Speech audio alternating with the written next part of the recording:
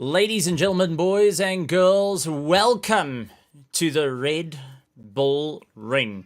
Welcome to RaceFace.Pro GT3 Championship Season 17. My name is Stephen Koenig, and joining me in the commentary box is the one and only, the James Hunt of sim racing, Cameron de Bastos.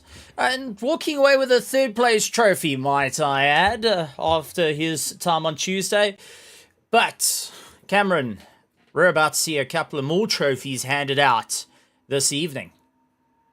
Yes, Stephen. Tonight is the final round in our GT3 Championship, and it's just over at this point. The battle for both the championships in Pro and Pro-Am are extremely close. So tonight will be the final determine how it will end.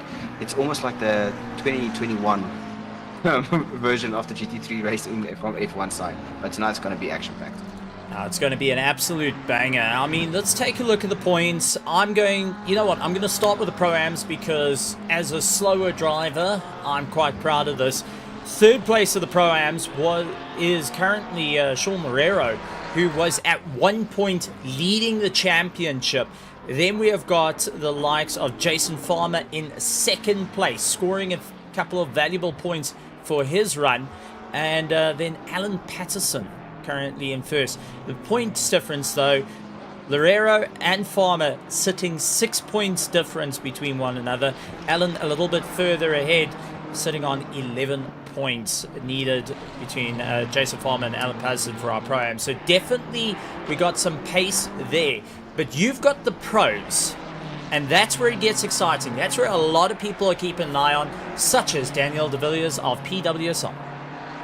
Yes, no. So our top 10 going for a top 10, the battle is between the top two actually is quite close, with Kieran Patterson leading the way there with 324 points, and right on his heel, nipping at his ankle, is Bernard Barkhuizen with 321. These two have been going all out throughout this entire season, Stephen, and tonight will be the final decider. Who will be our champion? Will it be defending champion Bernard Barkhuizen, or will we be moving the crown over to Kieran Patterson tonight? It's not done at all. But in third, we have John LaRue, who's also fighting out there, and Kieran du Plessis being in fifth place, and Brandon Kruger being in fourth. I missed it there, but our top five is extremely close, and the third position, just like in the F4 Championship, is not cut and dry just yet. No, that's it. And one driver thought that he was absolutely tickets out of the race, but there's Kieran du Plessis able to get to RedBull Ring. He picked up a flight ticket, got the McLaren over, and he's out on circuit. So I'm sure Bego Probler, who was quite happy that his positioning in the championship was all pretty much sorted out, now feeling the threat of Kieran du Plessis. But I've got to point out, LaRue has done a fantastic job all season to stick there and thereabout in the fight. But with a new circuit as RedBull Ring recently dropped into ACC, which a lot of these ACC drivers have not been able to get a proper race in, getting to learn the grips. I know from iRacing, this track is a lot of fun, but it's a lot of high speed. So you're focusing on low drag, dropping those wings as flat as you can, the front splitters as flat as you can, and relying on brute force horsepower to take you corner to corner before you have to slam on the ankles, onto the anchors, into those very tight right-handers throughout the course.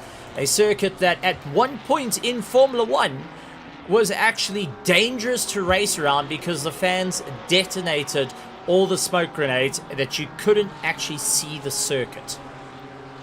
Yes, I haven't really touched this track since it got released into the ACC spec, but I do know about that smoke bombs. I know that it was a massive point of discussion for not only the races, but also for the FIA, saying, well, should these smoke bombs be allowed? But I do believe that tonight we will not be having that issue in the virtual world unless we see some drivers trying to do some donuts making their own smoke.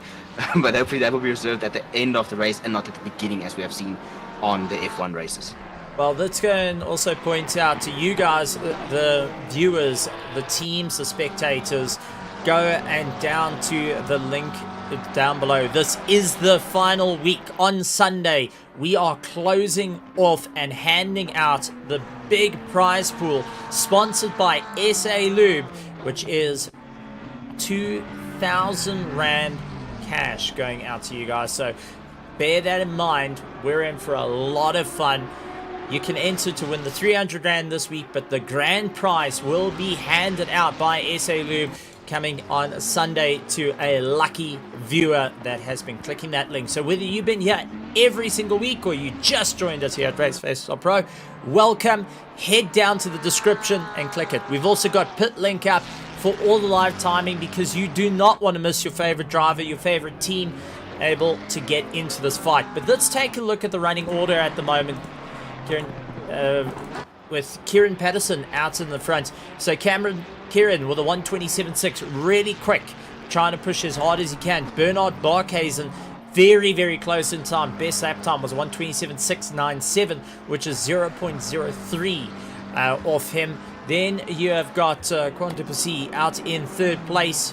Old Q. He actually said he'd call him Q. So good to see Q out in third place.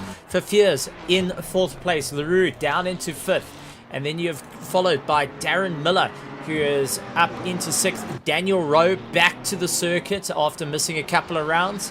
Werner Skuman out on the track as well in eighth place. Eric Kirstein in ninth. 10th is Jason Farmer leading out our Pro-Ams. And then we've got Gideon Rayner in 11th, 12th, Brandon Kruger. Paolo Tellez now second place of our Pro-Ams. Jean-Ray Buerta third of our Pro-Ams, followed by Alan Patterson, who's still giving it everything he's got. Chris Heineke's out on the circuit. Richard here to Tianas Buerta. Jaco Grobler a little bit further back down in the pits. Also, Jaco coming off the back of the the SA Lube F4 Championship, and now jumping into a GT3 car, so good to see him out there. Sean Herrero a little bit further down. He's in 21st position, not exactly where he wants to be, because he needs to really push hard if he wants to climb the championship. Hansi Myberg, you know what, I've got to give it up to the chap. For anyone that doesn't know Hansi Myberg, he has been working tirelessly around the clock in his job. He actually came off pretty much a night shift, had about an hour's, 2 hours sleep during the course of today, and then back in the car to go racing. He's hoping the power will hold, because it's just will be that little bit of a break. He's been having unfortunate luck, but he is the man that has been putting this all together, putting out the messages, helping out with the social media, and just really putting in everything he can. So big shout out to him. Conrad Fulskink in 23rd, and Bego Krobler lying in 24th position. But all eyes are at the sharp end of the field, and Jason Farmer now putting himself first to the Pro-Ams with 2 pros in between himself and Paolo. And then you have got the like of Kieran Patterson and Bernard Barkhuizen now are going to go blow for blow on one another. Yes, it's good to see that both Kieran Patterson and Bernard Barkhuizen leading out the grid tonight, as we don't want to get other cars involved in this battle for the championship. We want to see a clean, straight fight between these two for that final spot at the top of the trophy logs there. And I'm pretty sure Q will also be going there and trying to make some points, maybe even being able to jump some positions up and overtake Kruger and LaRue there. But I'm very, very happy to see that Ewan was able to get on the plane, get enough money to be able to have someone help him around and get into Austria to attend this race. And luckily enough, his team was able, his team already shipped the car over. But no, it's going to be a very, very rough night tonight. Now, our viewers should understand we do not have any fancy rules now from our steward side regarding the top two fighting. The rules are similar. Nothing about, oh no, if this episode losing points. This is according how it should be. No fancy strings being pulled there. But tonight will be, I think the most things that they will be looking for out of this setup for tonight, Stephen, is speed, especially since this track is so many long straights. And then just being able to carry that pace through that middle sector there. Yeah, it's definitely going to be get it in, get it sorted, and move forward as quick as possible. Consistency is key. High degrading circuit on the tires, so that's also going to be a factor that comes in. Who's changing tires, who's not. And also, fuel will be burnt off quite extensively around the track as the drivers push harder and harder. Lots of straight line speed. This track compared to the likes of Monza in the way that it is set up, plus being a new circuit to the world of ACC, means that everyone's on an even playing field here. All the teams are on an even playing field. But can you believe it? 8 rounds now. This is the 8th round. 7 rounds completed, and we come down to this, Cameron. We have been watching epic fights. We're on Tuesday. We had the fight out for the F4s. I mean, you got 3rd place on the final race, utilizing the final heat, missed out by 11 points to 2nd place. And then our pros were also losing out just by coming 2nd in the first heat. Now on Thursday, the points are so close, and it's coming down to the last race. This is becoming a reoccurring theme right here at RaceFace, where it isn't over until the fat lady sings. That is for certain. And at the moment, she's been going on a diet till now.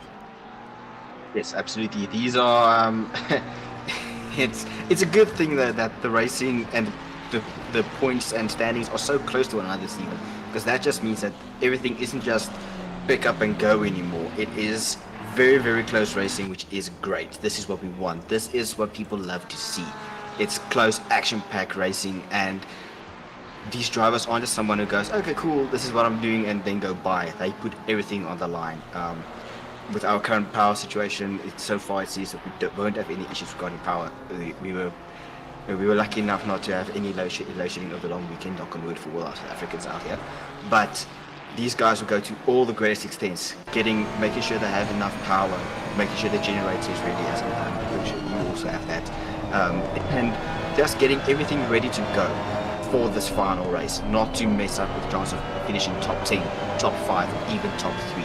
These guys are going all out. That's if we are in real life cars at this point. Well, the racing is real despite the cars being virtual. I'm board with Kieran Patterson as he heads through to turn 1. And this shows you the incline that they have to go through, the undulations of the circuit. Heading up to turn 2, this is the small little kink. Turn 3 is a very sharp hairpin. You're selecting down into second gear, down into first to get a good drive. Second if you're getting a bit of slip. Up the hill, down the hill you go. Love this little right-hander. Now this is heading towards turn 5. You're going to be moving onto the outside, shifting down into second because it does tighten up on you quite a bit. Opting to go into first to try and get some drive out of it. Understeers off the circuit.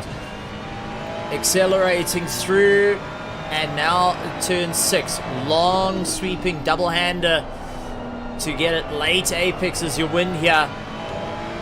Perfect opportunity down into 7. Is to get on the inside, force him to the outside on 8, let the understeer come into play. Short little straight where you can utilize a little bit of toe. But here is the corner of concern. The double right. You've got to try and line yourself up. If you're on the inside, you're actually very, very slow. If you're on the outside, you can run a little bit wide, but you do get a track limit.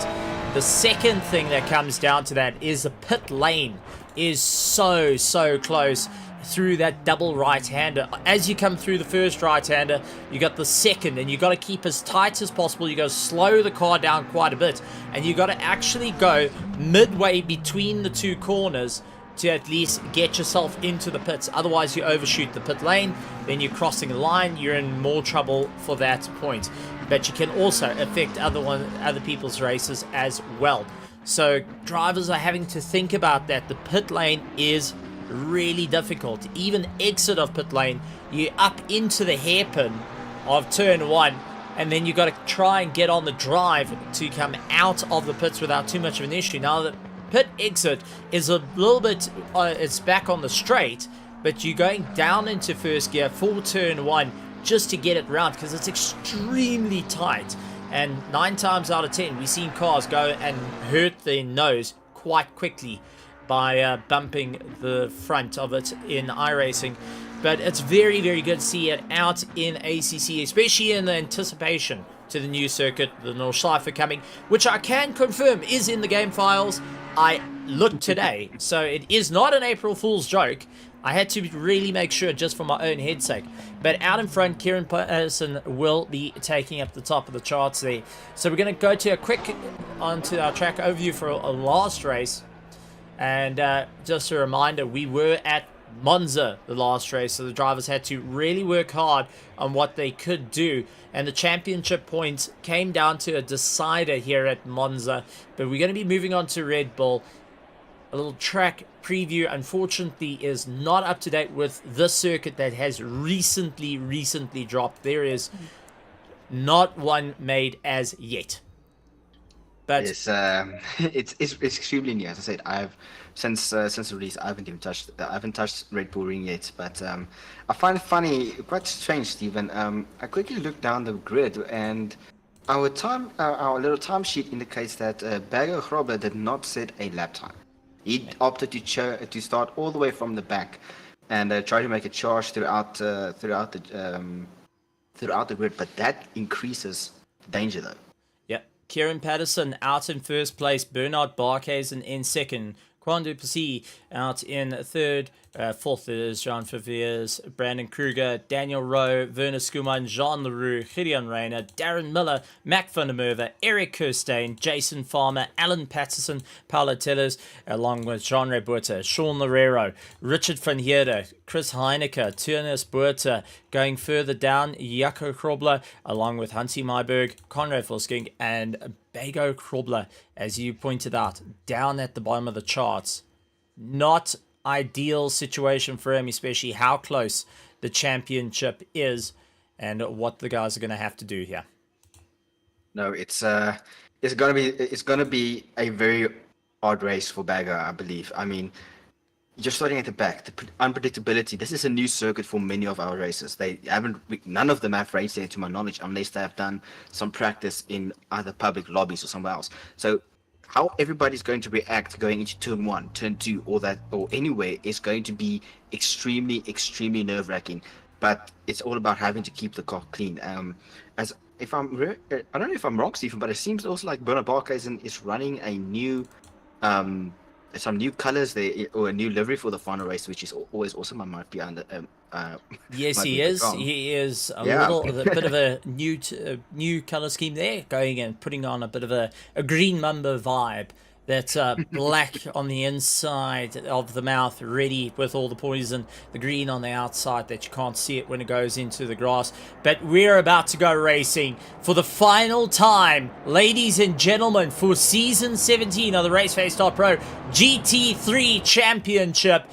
All will be set on a brand new circuit. New champions may be crowned, but all we know is Tim's on the cameras, Jim's on the lights, and we've got Cameron in the box. We got our drivers out on the circuit, and baby, let's go racing. So drivers, line it up, get ready, and let's go racing on the green. Waiting 70 kilometers an hour, and green, green, green. For 1 hour, 30 minutes of racing for the final time. Bernard Barkhuizen and Kieran Patterson going side by side into turn 1. And it looks like Kieran's going and squeezing out Bernard Barkhuizen. Going and dropping off the pack a little bit. But our championship runners for our pros are giving it everything they got. Now Kieran's going to have the advantage on the inside line, but he's going to have a very poor exit. Bump, bash. Oh, that is it. Bernard Barkhuizen catching the wall. Kieran going into the wall. So Kieran is also gone. Duplessis out in the front.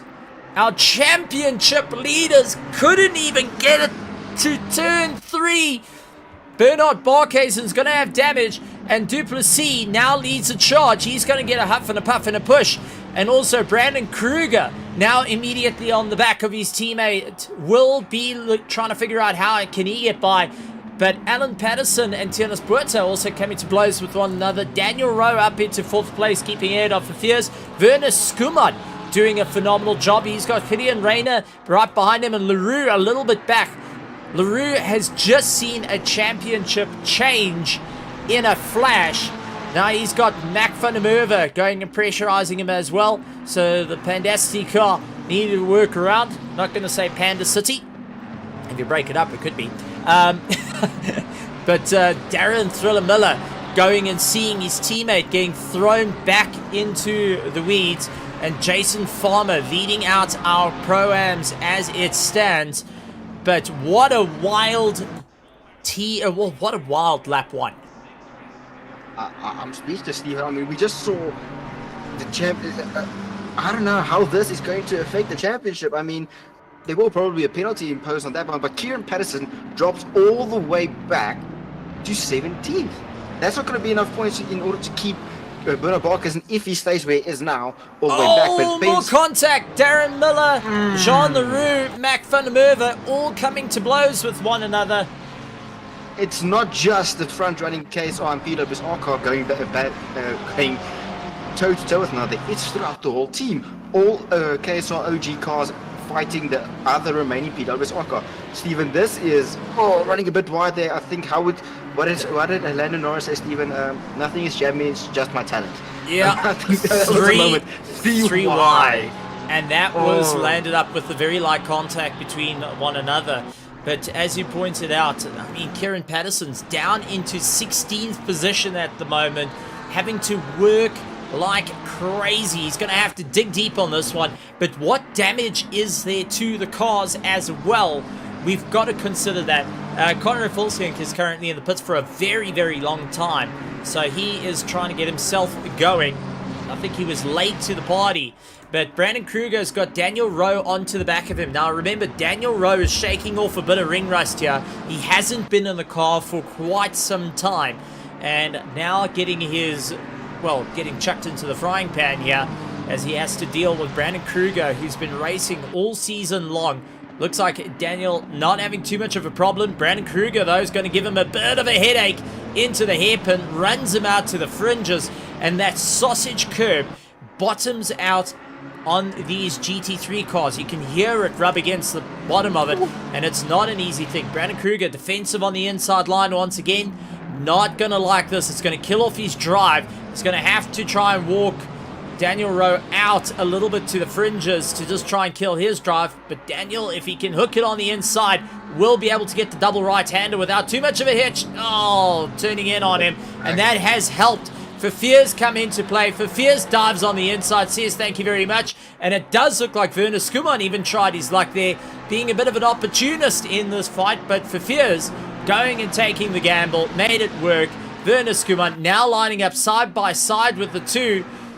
Oh, 3 wide isn't going to work into this. Brandon Kruger just getting on the inside for Fears. Goes out wide, two of them argy-bargy with one another, kill off each other's drive. And Werner Skuman, who's going to have it all at this point, starts getting past both for Fears. And now you've got Gideon Rayner trying his luck to go back on the inside. That slows Werner Skuman down. So, for Fears, Gideon Rayner, Brandon Kruger, all going hammer and tongs at one another. And this is within the top 10, but we're in for an exciting race. If this is what the start is going to look like, I can only imagine come the final 20 minutes of the race where we start seeing it all. But with pit strategies coming into play, who's going to be able to close the distance? Who's going to make it work for them here at the track? I know in an hour and 30 minutes these cars will be taking a beating, so you do want to go and pit within 40. You want to get to 40 minutes, pit, change tires, and get back out, because your fronts are going to take a hammering of note, especially running on those curbs. That right outside takes a bit of a hit, so bear that in mind while you are busy driving, and your left front will take a hit through turn 1, turn 2, turn 3. So I'm expecting the first set of pit stops for our front runners will be in the 40-minute mark. But taking a look at who's already pitted, Alan Patterson, along with, that looks to be Jean-Ray Buerta, getting a position on Jason Farmer. There looks like there was a bit of contact between Jason Farmer and Bago Krobler. Let's go back to a replay and see if we can try and catch that. So Jean-Ray Buerta is ahead of Jason Farmer, who's in the tow, looks up on the inside, tries to come past, and got Krobler that makes it 3 wide, had to take evasive maneuvers, so unfortunately the contact there is what happened, and Chris Heineke got the advantage and drove through as well. So the drivers are having to figure out what's going to work for them, how they're going to do this, but little bit of sharing paint right up and down through the field. Yes, it's been an action-packed first 7 minutes of the race thus far, and it's not over until what's the famous saying? Until the fat lady sings, you can say. It's really close, Stephen, and that is exactly what we want. It's not over, and still got an hour 23 minutes left of racing. Bernard Parker is busy clocking in those laps very fast. So trying to build a bit of gap, as we already see. I don't see Kieran Patterson went to do a pit stop. It looks like his damage was a bit too extensive, dropping all the way from P16 to P23. This is going to be an extremely long drive for him, but you never know, anything can happen. At this point, it is clearly, Bernard Balkhuizen has one firm hand on that championship trophy, and Kieran Patterson is just trying to stretch out and get at least a fingertip on it, so it's getting close. It's getting really close. I mean, take a look at the luxury time racing cars. This is now a little bit further back of the field. 20, 21st, 22nd. Sean Loureiro in 22nd position. 20th is Jason Farmer. Now, these two are not only fighting for their championship honors, and they are way down the order. They're trying to hunt down Alan Patterson. That's the target for the luxury time racing team. And Tiernas Buerta has got himself squarely in the middle of them. He's also pushing as hard as he can as well to just try and gain some time. This is a monstrous running and not quite the strategy you wanted to play for. I mean, let's think about this from a championship perspective. The first thing you want to do is you want to have a boring race. You want to go drive up to the front. You want to run away from your competition, have plenty of space. You can stretch out your legs, you can calm down, you can bring yourself back into check. The last thing you want to do is have an exciting, nail-biting, door-to-door with one another, because there's a higher chance of losing. Now, that's if you look at it from a, well, clinical point of view. But if you look from a driver point of view, this is where it gets rather exciting. Alan Patterson trying to keep ahead of Jean-Ray Buerta. Now, Alan needs to get every point possible to secure his championship. So the closer he drops back to Loureiro and the likes of Farmer, that means the more a threat comes into play, the more points are lost. So he's going to have to go and fight it out with Jean-Ray Buerta. But in turn, that's putting pressure on his tires and also Jean-Ray Buerta. Bego Krobler is trying to claw his way back from the bottom of the grid all the way back to the top. I mean, this is just exciting times. Ooh, Steven. I'm getting too excited there. It's yeah, you know, it's been a long week for everybody out there. But no, it's getting close. I'm looking here at the standings for the teams. Also here quickly there with KSR and Factory. Well, now Omnius Gaming KSR Factory team leading that championship with our PWSR Alpha right on their heels again. So on both fronts, it's very, very close. Oh, there you go. Outbreaking himself and again. Oh man, Jean-Ray Buerta got it in the back and on the rear quarter panel on the right side. And Bego then came back and just T-boning him. Doesn't work. Duplessis loses out of position to Bernard Barquez, and Bernard trying to run away. But Duplessis, for a person that hasn't had as much time on the circuit as the rest of the field, he is putting in some proper laps behind Barquez and Daniel Rowe in third place. Now, this is going to help his championship. Even finishing in second is enough to propel him out towards the front in the Pro Championship. So he needs to make that work. Where the conversation starts coming in, and it's a conversation I know you don't quite like me having, is the team starting to talk to one another. Start playing the team game of, listen, I'm going to hold back, you go, I'll play defense, you go on the attack. I know it's not often spoken about. Everyone says that they don't really. Oh, turn around for Brandon Kruger. For Fears gets a... Yeah. And that was pretty much all she wrote there.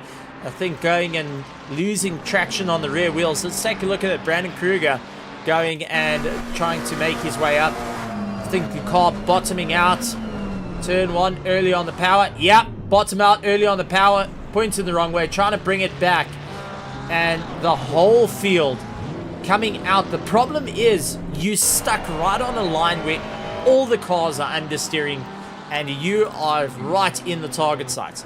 Killian Rayner feeling the pressure from Thriller Miller at the moment, and Darren Miller really putting in the monstrous run. I've got to say, this is proper fun. Iron Land Racing Co. jumping in. Good to have you here. Welcome. Actually a new name. I don't get to see that too often. And welcome to RaceFace.Pro out in the grandstands. I've got to point out to all our fans out there in the grandstands, down in the link below, sponsored by SA Lube, is the draw. So you go down, click on the link. It's completely free. You have a chance to win 300 Rand during the course of this week. On Sunday, it closes. And we will have the lucky viewer throughout the 8 weeks that we have been running championships to win 2,000 Rand cash thanks to SA Lube.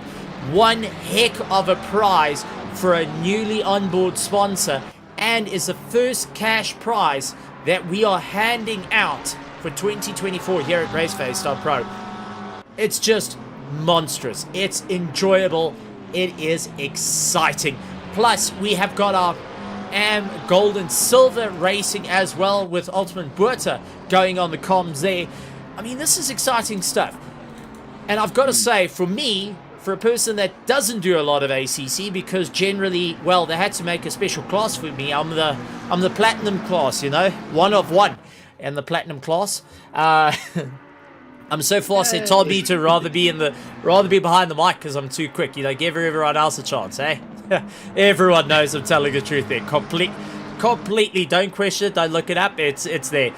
We've got Cameron DeBastos from Pandacity, 3rd place in our F4s. He knows what the championship fights are all about, to go and give us a bit of a breakdown through it all, the mental games of it. Altman Buerta, who also jumped out of the car to come into the world of commentary, and he's actually been enjoying it. I've been having a chat to him. He says that the racing has been fun and enjoyable from a different perspective, but also they had a fun race yesterday out in Nissan GTRs here at RaceFace.Pro. I don't know who or what spiked someone's coffee, but really not a car I would go for, and especially call that a fun race.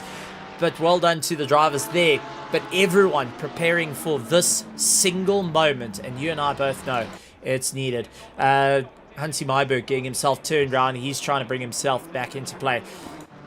Pressure comes in though, and I'm going to ask you this on Cameron. You have got Bernard Barkhuizen. You know Kieran has dropped back.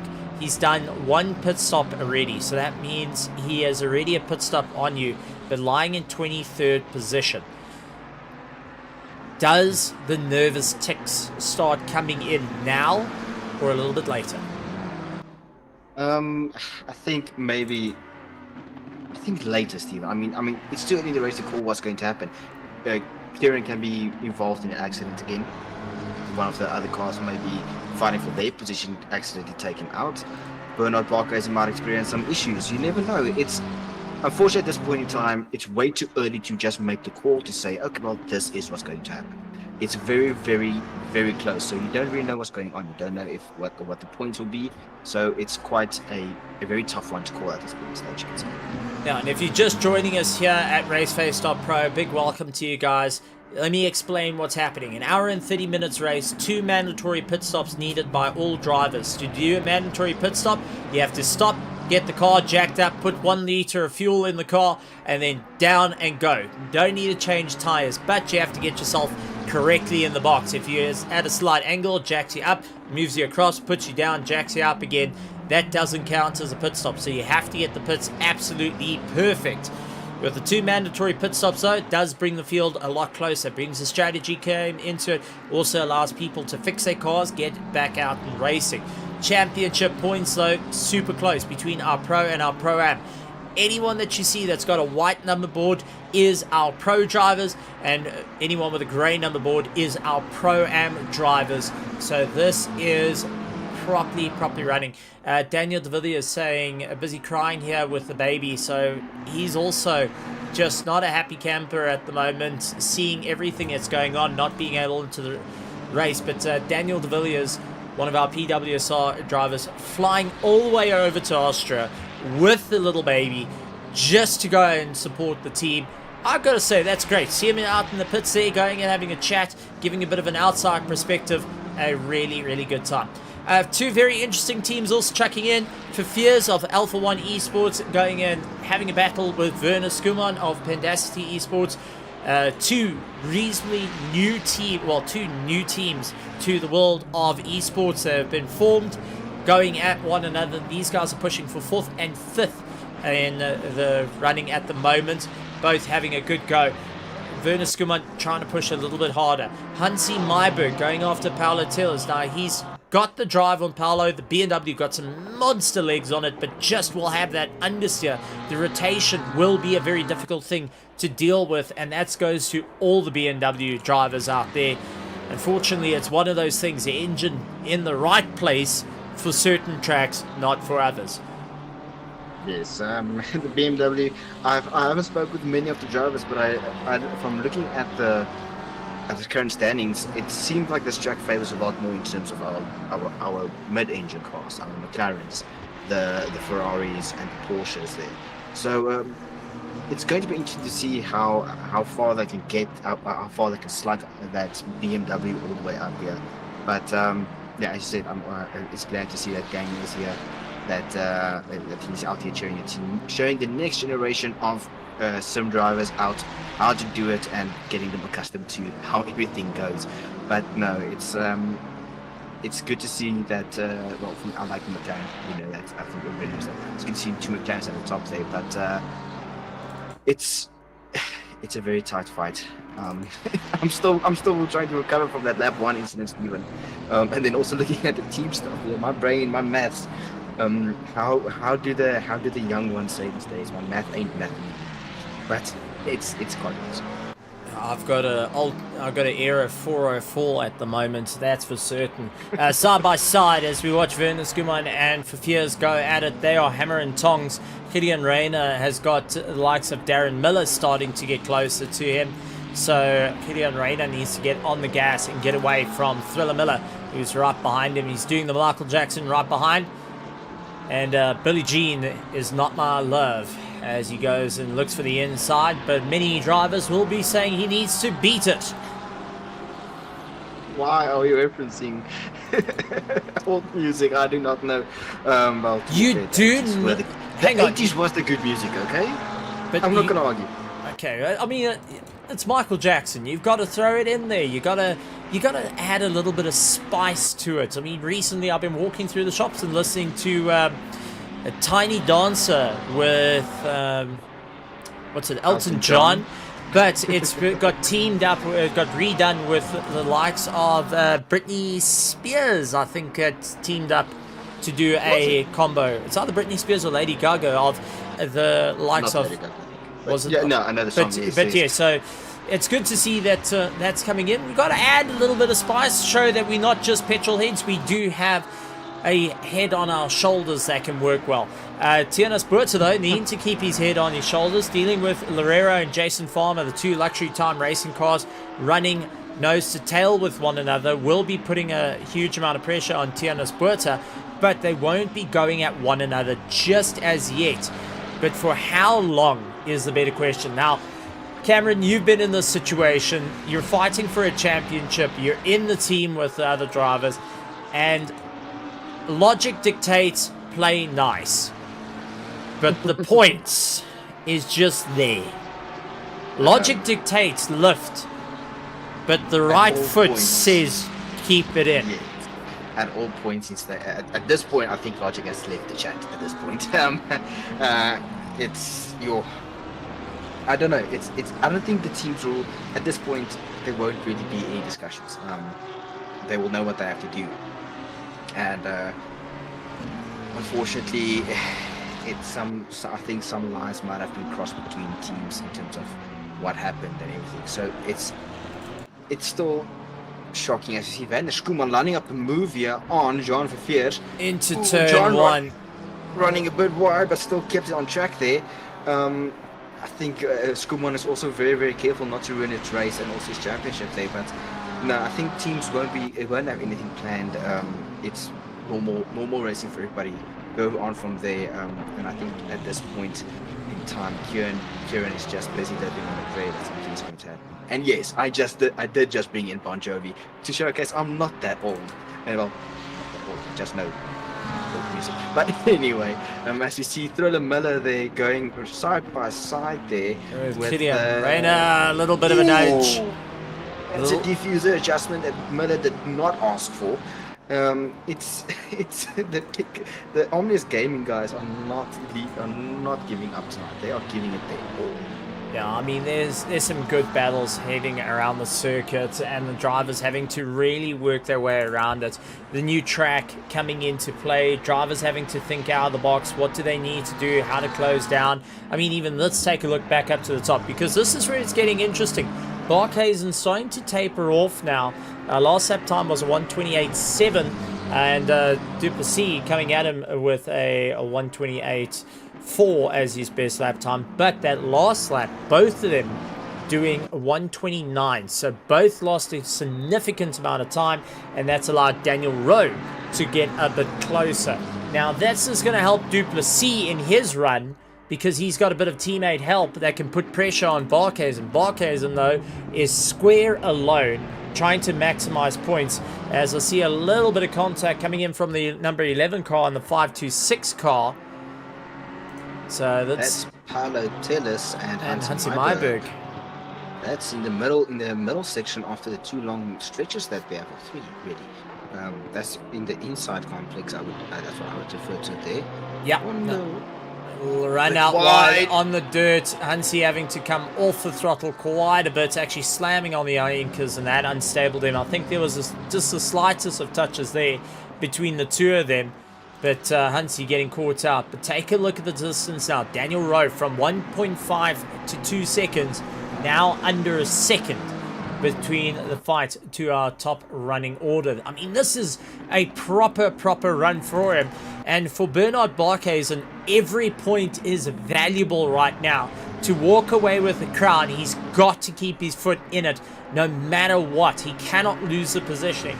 For Duplessis, there's nothing for him to lose. He's going to just try and maximize the points. Daniel Rowe, who's knocked out of the championship fight, is keeping close enough to help as a support, but also capitalize if something goes wrong. I mean, these are drivers that are playing the long game. Jean Leroux getting Mac van der Merwe, who completely missed his brake marker, ventures out wide. Jean Leroux more than happy with that, going and make his way through. For Leroux, it's about consistency now. The 404 needs to be consistent. So every time you get that 404 error, it is Jean Leroux being Mr. Consistent with those errors. Well, 404 errors, Stephen actually refers to 404 directory not found. So hopefully that's not the error that he gives.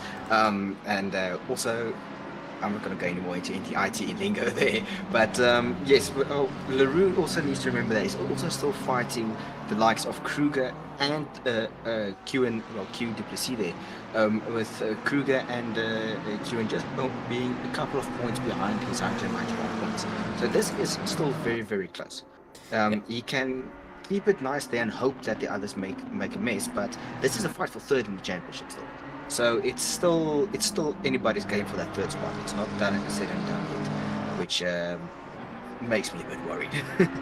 I'm just taking a look through the order. I mean, Kieran Patterson's a bit slow. He's in 23rd position trying to make up some time. Just hasn't been on the same drive. He's been running 129s consistently. It looks like the fight's taken out of him there, so he's just playing a little bit of a long game. Save a bit of fuel, lift and coast, see what the tires are going to look like. But it has taken a bite out of his times. Out in front of everyone that's pitted is Werner Skuman, ahead of Hansi Myberg, who is yet to pit. Chris Heineke has done a pit stop. Paolo has not done a pit stop as yet. He started from pit lane. Alan Patterson in 17th position, ahead of Tiernis Buerta, and then he's got the likes of Loureiro and Farmer. So ideally he wants Tiernis Buerta to be in the middle of them consistently to ensure that he has enough of a point gap come the end. I mean, these are all little factors that we're taking a look at. We putting on our tinfoil hats right now, trying to figure out what the race is going to be. Our closest outright fight, though, is between Duplessis and Barkhuizen. But I see there is a spin for the number 11 car, and that is Paolo getting it all out of shape. Looks like into turn 1, going and getting it spun out. And the brakes. Over the hill, onto the curb, round she goes. Grabs it, saves it, never mind. Wow, Alan saw his life flash before his eyes. I think Alan is on the radio to his team saying, Code Brown, guys, Code Brown, remember for the next pit stop to bring an extra pair of pants for myself. That was very scary there. Forget the pants, just replace the entire race seat at that point. Rip it out and stick it in there. I just got some pictures now from some of the photographers around the track there, Stephen. It seems that Bernard Barkhuizen is carrying quite an extensive amount of damage all around the body, not just the front, not just the back, all around. Scrapes on both sides, and that bonnet seems to be lifting up a little bit there. And then the rear, it's still a bit intact, but there is some damage. I wonder how long that stop will be. Will he opt to have it fixed, or will he opt to rather not have it fixed at all? But the closest, no matter where these two finish, they can either finish outside the top 10 or even the top 15. as long as they score points, because the nearest competitor to them is more than 100 points behind them. So that's not the issue. It's all about now just between these two, who's going to maximize what, who's going to plan the strategy to the max. And this is where the strategy, the way your strategist, your team all come together and say, okay, well, pit this, pit them, do this damage, fix the damage. You have enough gap to the car that you're fighting in the championship for you to be able to go, change your tires, fix your body panels that got damaged, get out and get your tires up to temperature. That is where this comes down to now. And I'm pretty sure Kieran at this point is hoping that Vernon goes, makes a mistake, tells his team to fix the damage instead of saying, no, do not fix the damage. But as we see the top two there fighting with Daniel Rowe right there in the background. It might have been out of still for last year, but he is right up there, bringing the fight to these top two guys. And it just makes me happy to see Duplessis in second place, finally bringing it to these top guys. This is someone who jumps into the McLaren relatively new before the season and just said, you know what, let's try the McLaren, let's give it a go. And he's clearly liking it.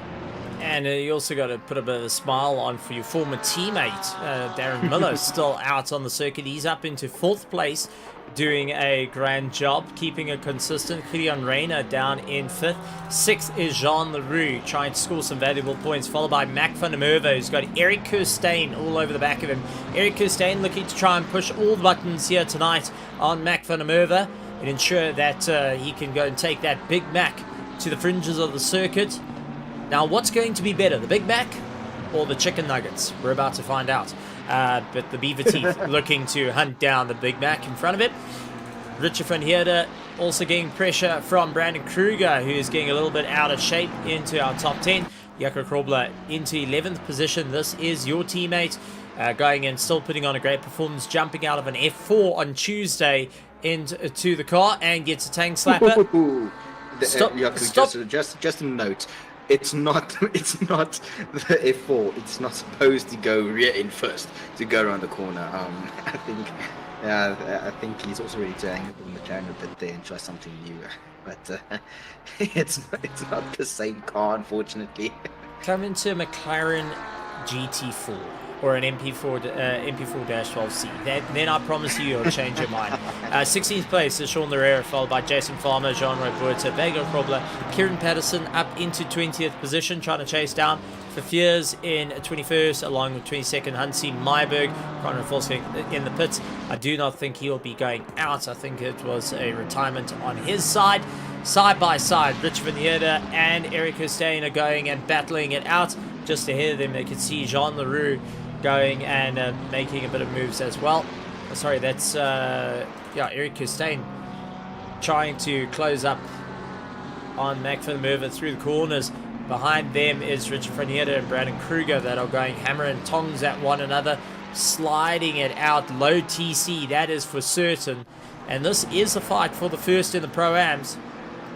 So with Richard van Heerden going and keeping ahead of Jaco Krobler at the moment, he is hoping to keep on the gas. Brandon Kruger is trying to make up positions from the start of his race and close down on the fellow pros that are ahead of him. Eric Kirstein, Mac van der Merwe, Jean Leroux still giving a good go with the likes of Kylian Reina as they go hammer and tongs. I mean, all these drivers are pushing harder and harder, but what keeps running through the back of my head continuously is, where is it all going to end? Where are the tires going to look like? Because we're now heading into beyond the first hour. We have completed 31 minutes of the race. We've got 58 minutes remaining of this race. It is hot out there. It's 3:30 in the afternoon to deal with, and it's a track temperature 29 degrees, which means these tires are taking a beating. They're starting to beg for mercy as your pressures start going up and up and up. And the more that you run on the curbs and the more you deform the tires, the higher your chances are of scoring a puncture. And we've had this happen before during the course of the championship, where you just push it that little bit too much, puncture comes into play, and unfortunately that's when you can be eating a wall faster than ever. Yes, as you see, Bernard Barker is becoming a bit loosely on the final corner there.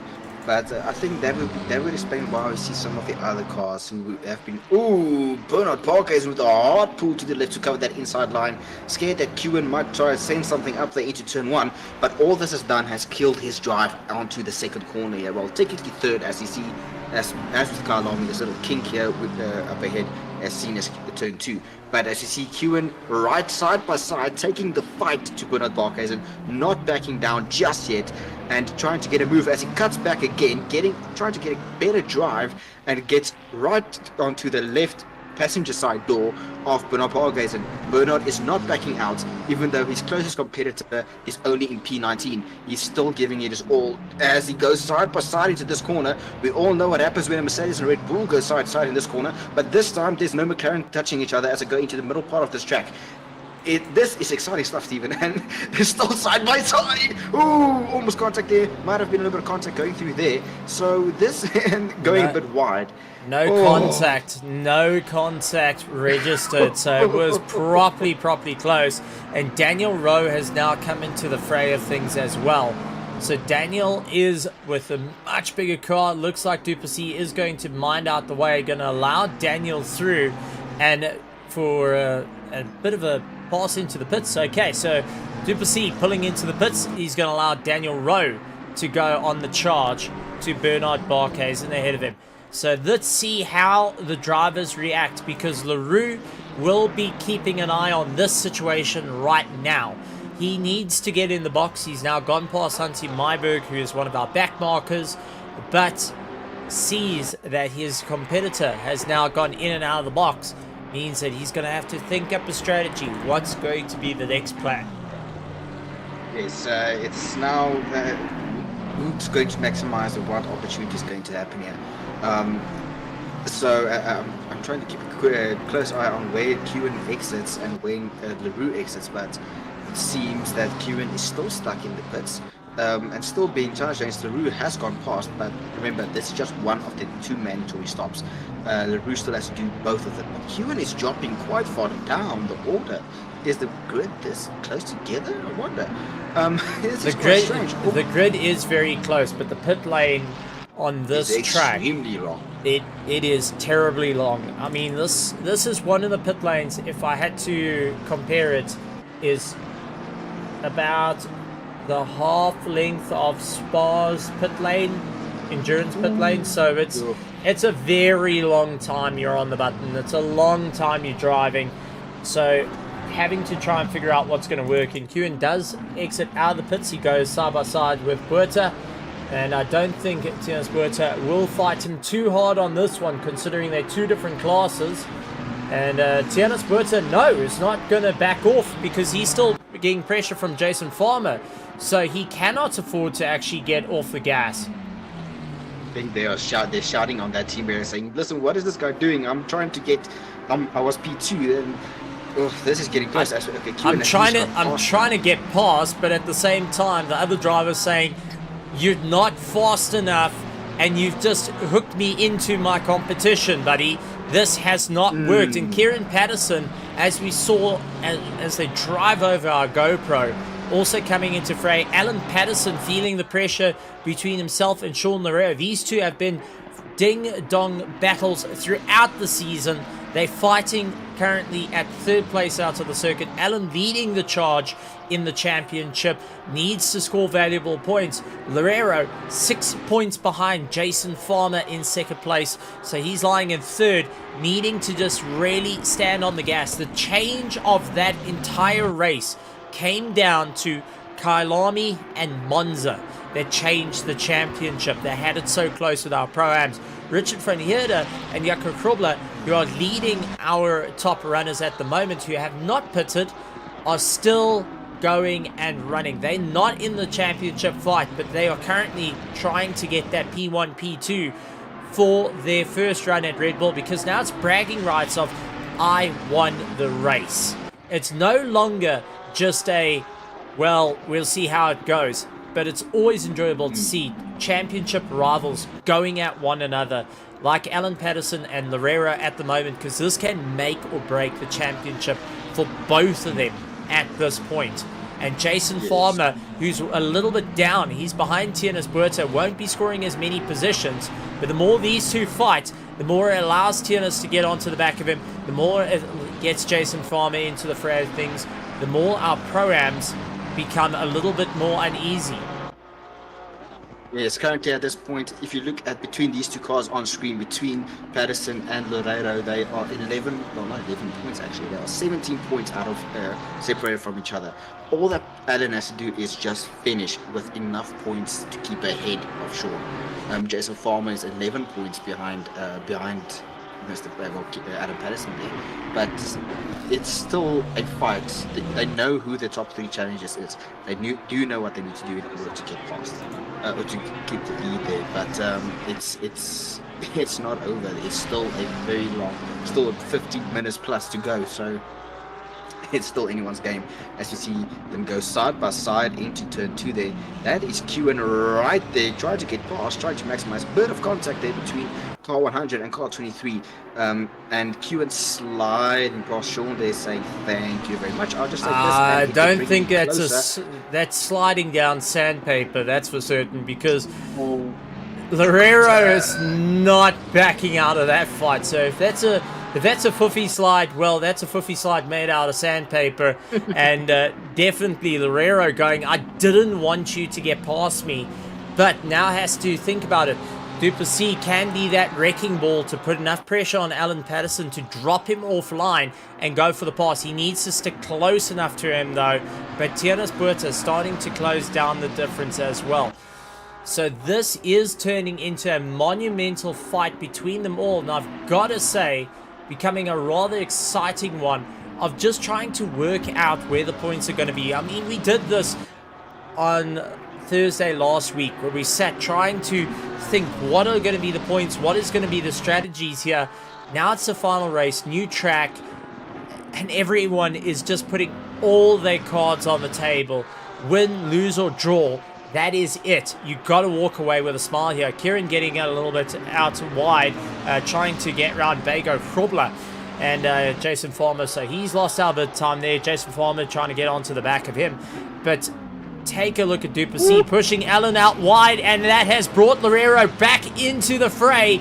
Loureiro now is on the back of Duplessis, who's been losing time and time again. This is all going to work out for Loureiro, but now Loureiro can't get back onto the apex, had to back out of it. You could see going and having to swivel the car around, and now gets sucked in by Tiernus Buerta. So every time he gets close, unfortunately, he gets dropped a little bit further back, and Tiernus Buerta is starting to nibble at the heels of Loureiro, trying to take him away from that top 3 positioning.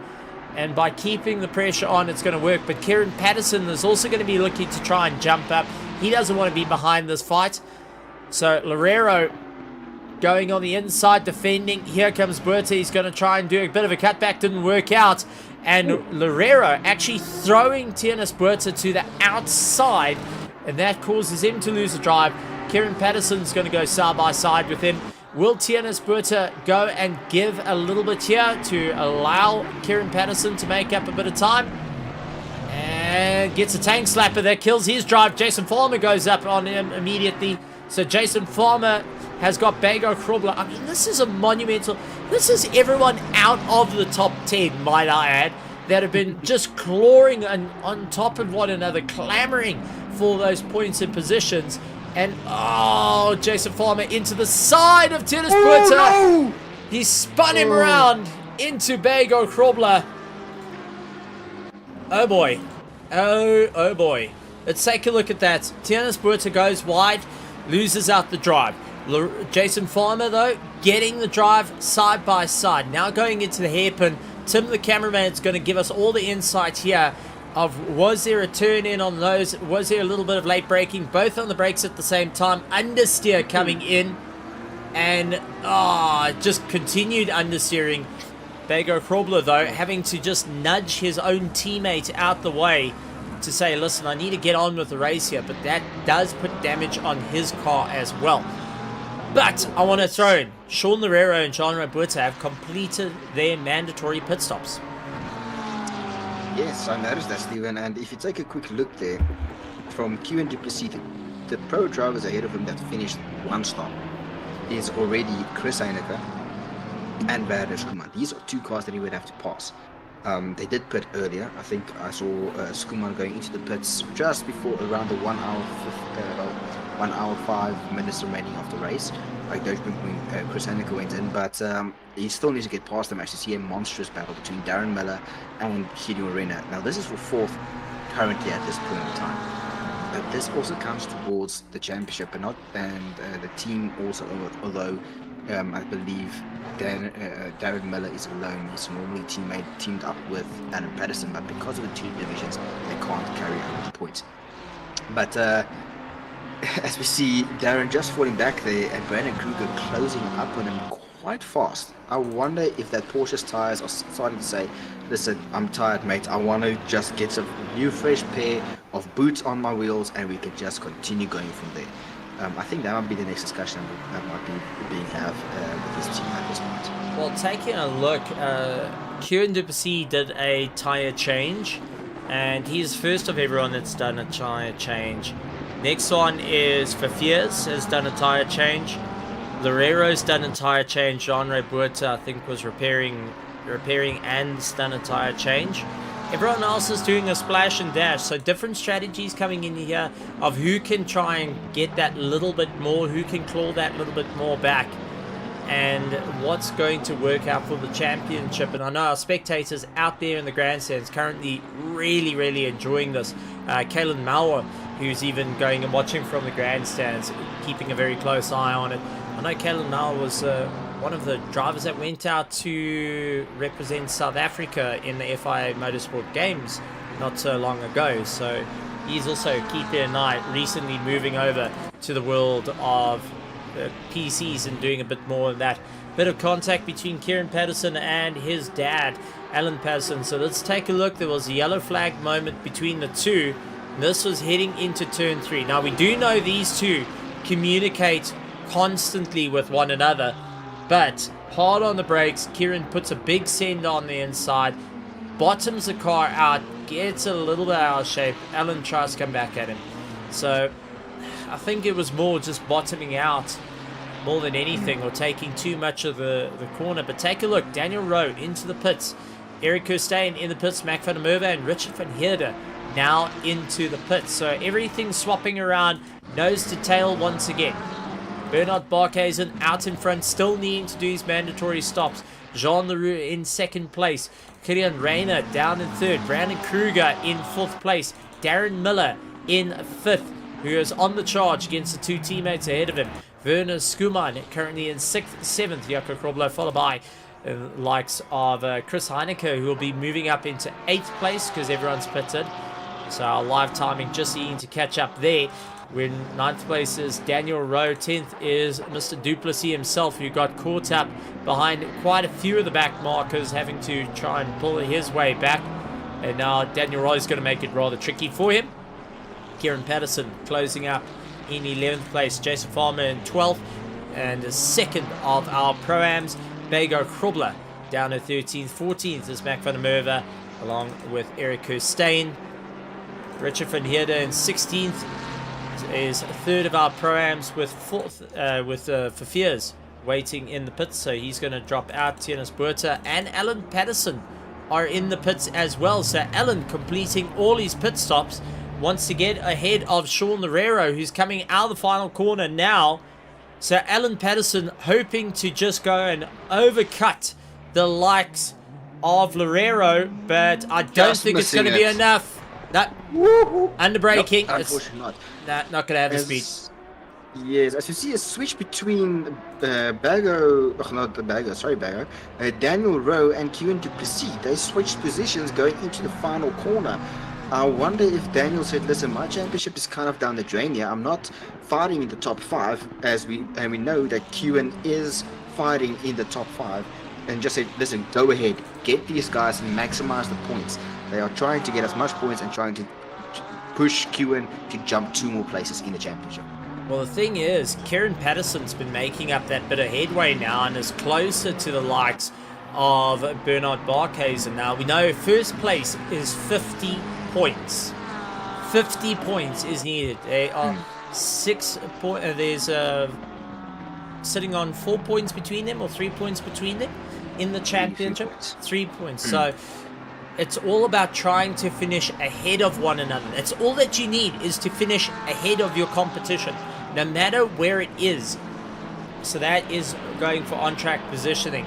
Chris Heineke in third place, but Werner Skuman now leading the pack, trying to make his way through. Not often we get to see him at the top of the pack, and I'm sure he's smiling at this point, but not going to be an easy run for him, as our drivers trying to figure out what they can do as they're maneuvering their way around.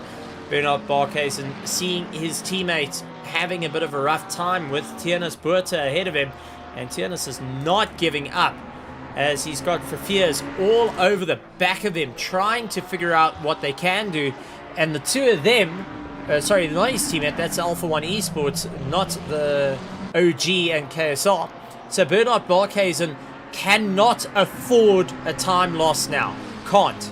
He has to get past under all circumstances. Verveers moves out the way and says, right, no problem. Two former teammates that are working out there, and also now Tiernis Buerta also going and having a bit of fun out, really pushing what he can do. So Bernard Barkhuizen having to think, what's the long game here? Because the more time he spends behind 21st and 22nd, the more time Kieran Patterson has to close up on him, and he takes the lunge to try and get round the likes of Tiernis Buerta. That kills the drive for him, and does bring into the fray of Verveers into the fight. Yes, well, as we can clearly see also now that Kieran Patterson, an amazing drive from him this evening here, not giving up on that championship battle, already in fourth. I asked our circuit side photographers to just send me some pictures of both the cars for Bernard Barkhuizen and Kieran Patterson. Kieran Patterson has a completely brand new bodywork on that car. No scratches, no dents. It seems like they were able to pull off that rear deck, pull off the front nose and the side panels quickly in a record amount of time. Say normally that car will be jacked up, pushed into the garage and then stripped there. No, they were very fast, quickly made the changes. I think the doors must still be the same though, but they pulled off that nose, pulled off the rear deck, and they slapped on a new one to get the most out of that aero performance that's there. Bernard Barkhuizen, on the other hand, still has damage all around. No duct tape, no gaffer tape, nothing. They just sent him straight out saying, listen, go, do as best you can. But Kieran Patterson is hunting him down. Drive through for Brandon Kruger. This is going to, for track limits, not speeding the pit lane, track limits, ladies and gentlemen. That's another thing. We might be a bit more lenient than the F1 guys in terms from our stewards, but they do have their limits, unfortunately. And Bernard Barkhuizen being the first one to discover where those limits are 3-4 times in a row. I do want to point out, it's not really what you want to get. The Noddy Badge Award goes to Brandon Kruger, being the first driver in RaceFace to get a drive-through penalty at RaceFace GT3 on a new circuit. He is the very first one, undefeated, will not be defeated, marked in history, got the Noddy Badge Award, being the first ever drive-through penalty here at RedBull Ring. Not quite the award you want, but congratulations, round of applause. Unfortunately, pushing those limits is coming into it. And as you brought up, how many more of the drivers have been going and pushing those limits a little bit harder, trying to find where those edges are, trying to find where they need to go. Jason Farmer, I do want to point out, into 6th place at the moment, one more stop needed. He is also trying to keep ahead of Richard van Heerde, who's lying in 2nd place. Jason Farmer, if he gets this right, may be able to get into first in the championship, if it stays where it is. If he scores 50 points, yes. However, well, let me actually pull up my little sheet here. I came prepared this evening, Stephen, just to do a quick little maths there. If at this point Jason Farmer finishes first in his class, he'll get a grand total of 50 points. Now, Alan Patterson is currently, let's say, 4th in class. That will give him a total of 35 points. Meaning that Jason Farmer will be the new champion by 4 points. 4. But that changes if Alan gets into third. And Alan's done all these pit stops along with Sean Lerera. So the person that has everything to lose has to come in first, and Alan Patterson needs to come in fourth to go and get the champion. Lerrero's also there in the fight as well. Lerrero needs Alan to drop back a little bit more to at least get some championship points to also go for the win. He needs to be put in first, and Patterson needs to be a bit further back. So there is a lot and lots of thinking in our program. I mean, take a look at Bernard Barkhuizen out in first place, Kieran Patterson in fourth place. Similar circumstances. 50 points go to Bernard Barkhuizen. You said 43 go to Kieran Patterson. Unfortunately, even with that, Stephen, Bernard Barkhuizen will walk away with the championship. For Alan, though, to be retaining the top position with 301 points, he needs to at least finish second in class minimum if Jason Farmer was to take P1 in this race here currently. So the battle for the Pro-Am Championship is very, very spicy, you can say. But for the Pro-Am, Kieran Patterson must win this race in order to be able to be crowned the new Pro Class GT3 winner for RaceFace. Otherwise, Bernard Barkhuizen will have a very successful title defense for this season. And no, that's not, and unless external penalties come being factored in. But what it might happen for anyone. As we see John Puerta being the second driver on a new track to get a penalty there. But like I said, this Pro Class is heating up just as our Pro-Am class. It's not over just yet.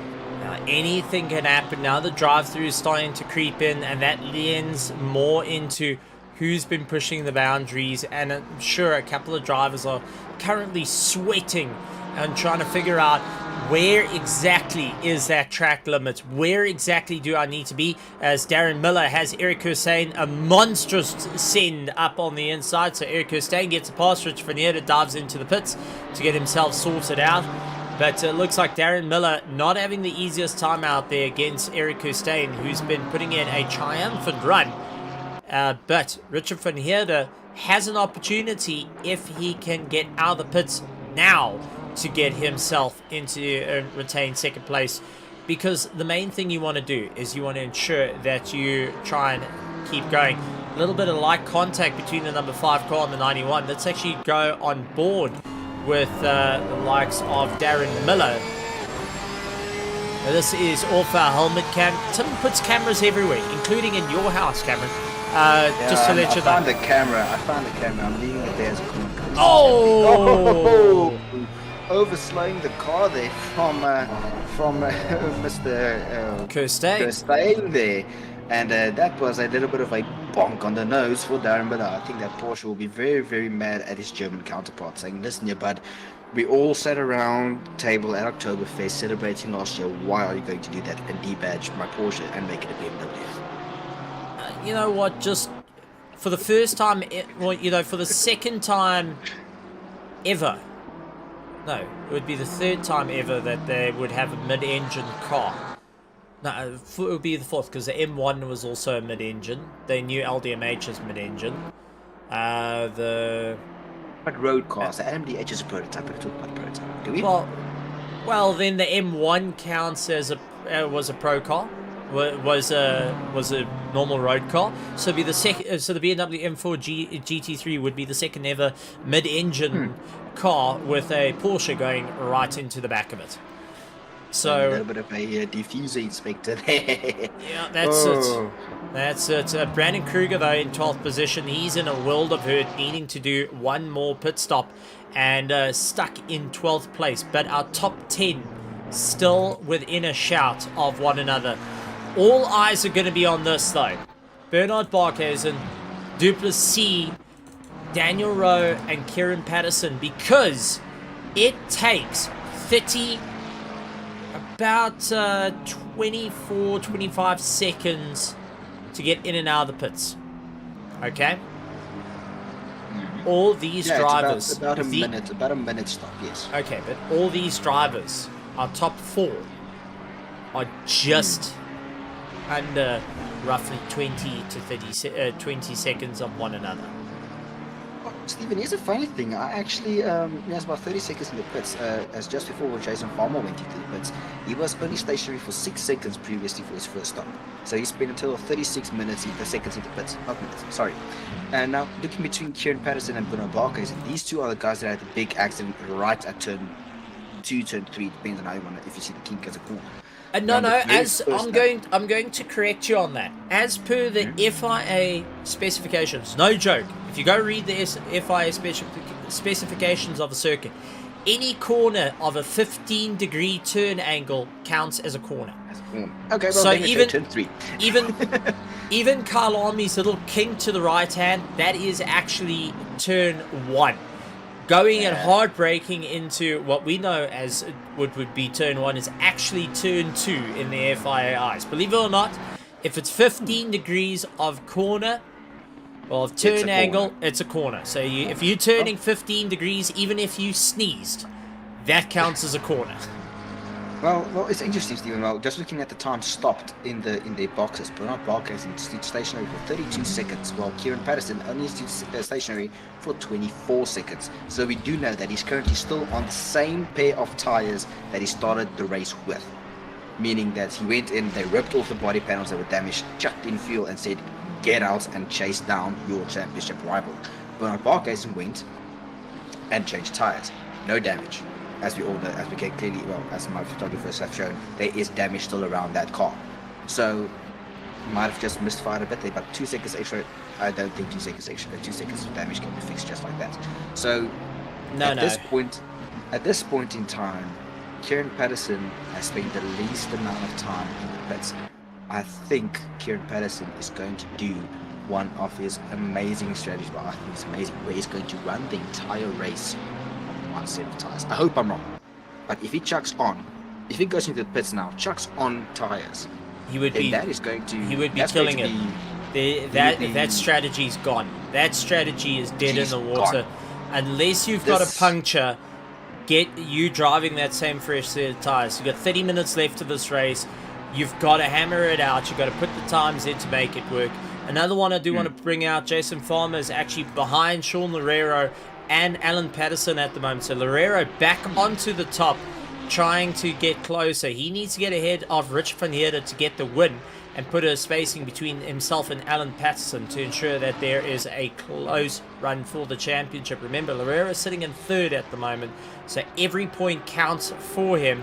Alan Patterson needs to actually drop back to 4th position, which means Jason Farmer will have to get involved in this fight for Sean Loureiro to be able to take a win as well. So it's all around. There's lots of things going on in the last 29 minutes of the race. Let's take a look at who's leading there though.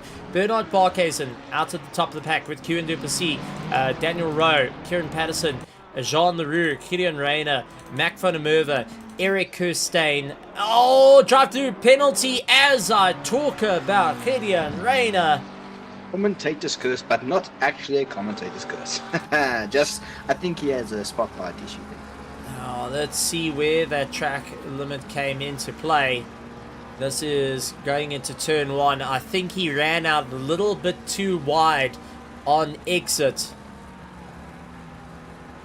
Yep, there we go. Didn't slow down fast enough, even though he did take a bit of an escape route this time. It doesn't matter, but, well, I thought it was going to be minor, but if you're going to get a track limit warning, do it properly. No going and holding back. Yes, no, absolutely. He said, well, if I'm going to get a track penalty, or a track limits penalty, guess what? I'm going to lick the stamp, paste it on the envelope, and post it. At least this time not through the South African Postal Service, but rather through, his career, guys. We all know that the Postal Service sometimes takes forever. But he definitely said, well, you know what? If it's going to happen, it's going to happen. But that brings me to the question now, Steve. How many track limit penalties does Kieran Patterson and Bernard Barkhuizen have? No, warnings. I mean, Kieran has been driving the bolts off of that car to get back to where he is now. So bolts, tell me, washers, has he Has Nuts. he used the esports tokens that the drivers always refer to, the esports tokens that we normally use, or has he somehow managed to maintain the 3 that he has intact in order to maximize what he can?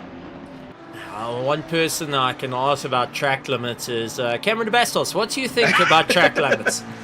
It's just a recommendation, you know. Just getting a nice little bit of 26 off tracks. Well, not even off tracks actually. Just you did loss of control. you did one better. You got up to about 40 in the rain. But no, I didn't. I mean, the amount of pushing, as you pointed out, Kieran Patterson had to drive offline every so often, which means it dropped off pace. Bernard Barkhuizen also trying to do it. I think Kieran's closer to a track limit drive-through than Bernard Barkhuizen, purely on the fact of what he had to cut through to try and go and make some time up. And unfortunately, that hurt him. So far, 2 track limits drive-throughs have been given. One to car 37 and one to car 42 as we're into the final 26 minutes of the race for round 8, the final race of our RaceFace GT3 Championship for season 17. And ladies and gentlemen, I want to remind everyone that we still have our contest for SA Lube running. It ends this Sunday, where we will be handing out 2,000 Rand to a lucky viewer. And I can tell you for a fact, these drivers have entered. Cameron DeBastos has entered. I have entered. And knowing our luck, Cameron, I don't think we're going to draw the cards on this one. But I'm looking forward to seeing who wins the prize coming that 2,000. It's been 8 rounds that we've been going and talking. Well, 8 weeks we've been talking about this. Hammering it out there saying, look, this is up. And SA Lube coming to the party. But for our drivers out on the circuit, it is pride, it is glory, it is everything. It's the best way to kick off your Easter weekend here in South Africa. And with a public holiday tomorrow, scoring the win here means that you are going to be grabbing all the Sterry Stumpy chocolate milkshakes. Don't go for any of the other Sterry Stumpies. The chocolate is life, it is love. Any other flavor is wrong. No. I have to step in here and defend, because I do know that someone, a colleague from my work, is going to, if I do not defend the honor of the strawberry Sterry Stumpy, I will be thrown from our friend group there. He's completely in the wrong, delusional. Take him to the nut house. Out on the circuit though. Not. Well, if you like strawberry milkshakes, you are. It's the same as anyone that likes lime milkshake. Why? Just put ice in them now. Perfectly fine. No. Oh my heavens. Okay, guys, I am going to mute my co-commentator's microphone. Werner Schoeman, though, currently out in 8th place and has completed all his pit stops. I mean, Werner's been on a charge. We haven't spoken much about him this season. He's come into some heated blows, but for some odd reason, for Darren Miller and Werner Schoeman, the 2 drivers have had the worst luck. This track has clicked for them. And Sixth Sense is going in, saying in the comments, strawberry is the best, Stephen. You will be muted. I am taking a firm stance here. I will stand on my soapbox and defend the honor of the chocolate milkshake. Sean Fafiers has got Jason Farmer onto the back of him. The Luxury Time Racing going after the likes of Fafiers of Alpha One Esports, trying to close down on the likes of Alan Patterson. Jason Farmer is running out of time to open up a bit of points for himself, and Fafiers is in the way of that. Fafiers is trying to make up some ground as well, so we can't take it away from him. Every driver is pushing their hardest. They are using all their 9 lives right here on the circuit for the final round of season 17 to kick off the 2024 year. You want to go out with a win, especially for a long weekend and for the Easter weekend. The drivers are having to just really hunt down. Eric Kirstein getting ahead of Brandon Kruger, who slows down Brandon Kruger, now getting into the box. Darren Miller going side by side with Werner Schoeman. The 2 of them had a slight scuffle out of the final corner. Nothing detrimental, but Miller trying to go a little bit later on the brakes, and Schoeman just going and trying to force an issue at this point. He's leaning on the pressure. And I've got to say, Cameron, you've been in both the seats for the drivers. You've had Darren Miller with you. You've had Werner Skuman with you. You know what these two are going to do when the chips are down. Yes, they will definitely not make it easy for one another. They're going to give each other one hell of a race. I do know that Darren Miller is very much relaxed in terms of his how he races, but he does get sometimes a bit on the edge if he has a car that's right on his rear diffuser. And Werner Skuman is like a dog with a bone. If he sees you in front of him, he will chase you down and put you on your edge of your seat. Sorry about that one. On your seat, in order to force you to make a mistake. So these two, it's cool and collected, with a little bit of getting irritated. With hard racing, I will force you to make that error as you do see them right onto each other. Do you think it's worth it? Because Miller still needs to get into the pits. No, that's also the question. Do you really want to? I mean, I don't think so. I mean, Werner gets by, but Darren Miller has everything to lose. He's watching out for Gideon Reina and Eric Kirstein. That's his main opposition, as Eric Kirstein pulls into the pits to get himself sorted out. I mean, yes, a hard-fought fight, always a joy. But now you're sitting where you got one pit stop to go. You're hammering those tires. You're starting to get the red mist in, and no one telling you anything different. Yes, I think that's also something that we noticed quite a lot during the season, yes, Stephen. Not just between the pro drivers, but also between the pro and pro-am drivers. A lot of the drivers I spoke to throughout the season kept on saying it's difficult for them. Sometimes the tracks fit their driving style better, and then the pros don't really want to let them pass, even though they get scored individually. So it's all about the red mist, as you said there, and also maybe a little bit of ego. I'm not gonna lie. I've been on both sides of that. I've been on both, and sometimes ego and red mist do not go well together. Biggest one in terms of doing that myself. But I think it's just something that might over the break. Some drivers might just take a step back, evaluate, see what's going on, how they can approach it differently.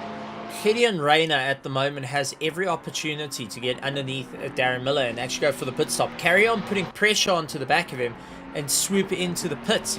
Or go and react as Miller gets into the pits. Because these two are fighting for on-track position with the pit stop. Our top six still needing to do their mandatory pit stop.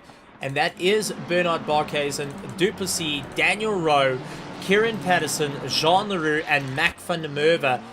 Ooh, as he tries to play Farming Simulator, I think he's spending too much time in Farming Simulator. And Darren Miller saying, nope, I'm going to put that to the side for this week and learn RedBull Ring. But I'm just quickly taking a look here over at the Austria's good.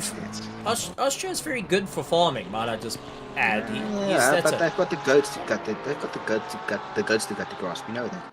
But I'm just looking over to the grandstand here, Stephen, and I see a little comment there backing me saying strawberry is the best. I'm not saying it's the best.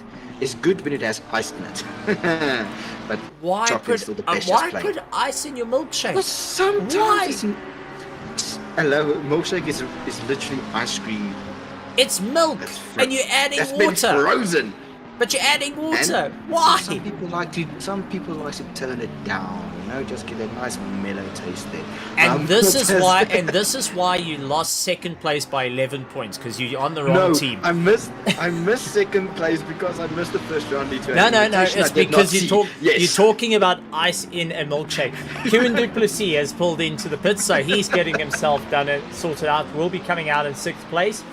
Which does bring into the fray Kieran Patterson now into 3rd, Daniel Rowe and Bernard Barkhuizen are running 2nd and 1st. So Kieran is now within a shout of Bernard Barkhuizen. Yes, where is this going? Kieran was a 12 second. Well, where will this end? That depends on how long, or how quickly Kieran can pull the trigger, get the fuel, get out. Will he be? And if he stops and mark, get a perfect stop, get up, get down, and motors it out. I don't think he's not gonna change tires tonight, Stephen. I can tell that he's gonna run 130 minutes. 130, 120. I don't know how long. My brain's out because of all of this excitement. He's gonna run it on one single set of tires and then just motor. will this damage that Bernard Barkhuizen has been carrying the entire race be his downfall, or how will that happen? Here we see removing himself from that entire situation, as you have seen. Daniel Rowe is the only one separating currently Bernard Barkhuizen from Kieran Patterson, with a well, I'm trying to find the gap between the two of them. On my little side here now, the gap is pretty much 15 seconds between Daniel Rowe and Bernard Barkhuizen, as the gap between Daniel Rowe and Bernard Barkhuizen went down quite fast. There we go. There's a poll out of what's better, strawberry milkshake or a chocolate milkshake. So we're going to get an answer with that, and we'll close it in about 7 minutes. So I can also vote and just say yes. You know that, right? That's cheating. Oops. I'm joking. I will not do that. Drive-through penalty for Miller. Damn. These are track Oh, limits. no. Track limits. Oh no. You only get awarded the penalty in terms of when you are speeding in the pits as you exit. This is 50 points if you get in first and going down. But Darren Miller had Gideon Rayner. Amazing race. Oh, wait, he served it. That was perfect timing. Then getting in the second to last corner, diving into the pits, getting it done and dusted, but now he still has a pit stop to do. He still has that one pit stop to do. This has thrown him off completely. It's taken him out of the top 10. It's taken him out of the top 10. Gideon Rayner managing to get the drive, is going side by side with one of his fellow teammates. Brandon Kruger, who is lying in 13th, will be keeping an eye into this fight. I don't know. Hey, it's going to be close. But Jason Farmer going side by side with Fafiers. He's trying to get a bit closer. Loureiro's closer to Patterson. So our pro-ams are all in one shot with one another out on circuit. And Alan Patterson is fighting for his life. I mean, and Daniel Rowe removed him from the top 3 there now. So now it's Kieran and Bernard right on each other with 12-second gap. How fast can Kieran Patterson bring that gap down in order to minimize the impact that a pit stop will have on this? Even if it's just a little splash and dash, how fast will he be able to get this? I think he's going to run that tank dry, jump it and get at the minimum requirements. Our fuel! Sean Loureiro getting way too close on that Lamborghini there. Jason Farmer getting past, and Fafiers losing a lot of drive. I mean, it's heating up out here. Getting asked how does the scoring work out in the grandstands as well. So what we're going to do is we're going to post a link onto SimGrid so you guys can see what are the points for first, second and third. Now you just go over to class, and I see that Daniel De Villiers says drive-through for entry of the pit, and I bet you that's for crossing the white lines and taking. It is, so, Stephen. I mean, I've never experienced it previously. I mean, I've cut across the white line and pit entry multiple times.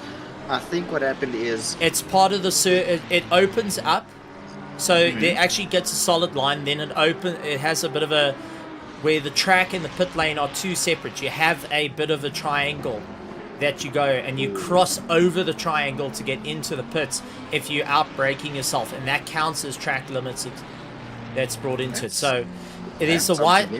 Yeah, let's see if Tim can give us is that FIA or is that game related? No. It's sometimes it's both. were able to give a penalty. It's both. This is where it comes in. Because watch where the pit lane is. This is where the line of the pit lane onto the apex. Pit lane drafts off, and there's the triangle. If you onto that triangle, that's track limits because you're cutting more of the corner. Yeah, okay, that one, if you did cut that little piece of, if you did cut that triangle there, that would make perfectly sense. I thought, for example, well, Daniel might be able to give us more, as he did say that the PWSR comps are quite busy. Kieran's in the box. Oh, Kieran, that's why I saw the gap getting noticeably bigger. This is going to be, let's see how long he is currently, he's going to be stationary in the pits. Just entering the pit lane there, I pulled up my little trigger there. That stint that he just ran, Steve, between when he fixed that damage to right now, was 1 hour, 11 minutes, 11 seconds. Okay, well, ending the poll, and it's a 50-50, 6 people voted, and 6 people couldn't make up their mind. Okay, I'm gonna be honest. It's probably going to be no because I did vote yes. Of course. So chocolate is the better one. So with a 60-40 split. So let's go and ask the crowd, because running down to the end of it, will Barkhuizen take the win, or will it be Kieran? I mean, if you look at Let's ask the crowd. Kieran Patterson spending 9 seconds in the box. I think he spent the least amount of time in that box tonight here, already coming out of the pit.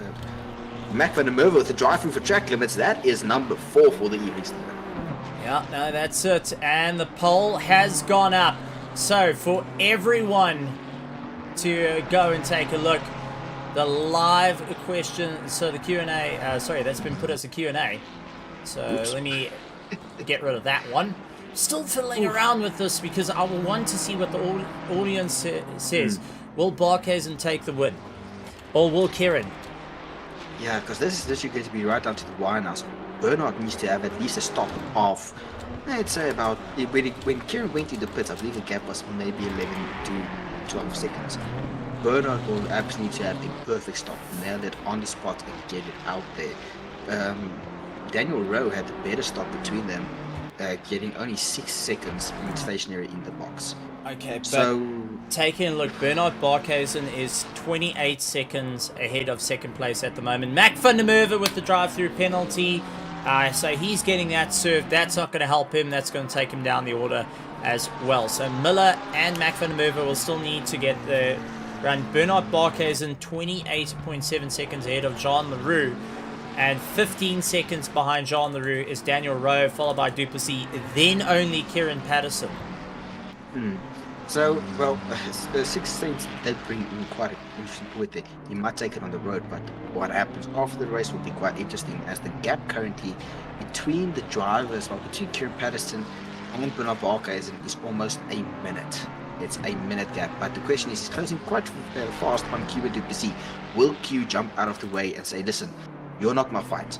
You guys go. I'm 100 points and something behind you. Go get whatever points you need to get there. Remember, Kieran has to win this in order to be taking the championship after having a disastrous, I think it was, Monza? Yeah, Monza race. So it's close. It's now going to be, will the hybrid racing guys jump out of the way for Kieran in order to maximize what he can do. Both John LaRue and Bernard Barkhuizen are the only 2 in our top 5 that still has to pit.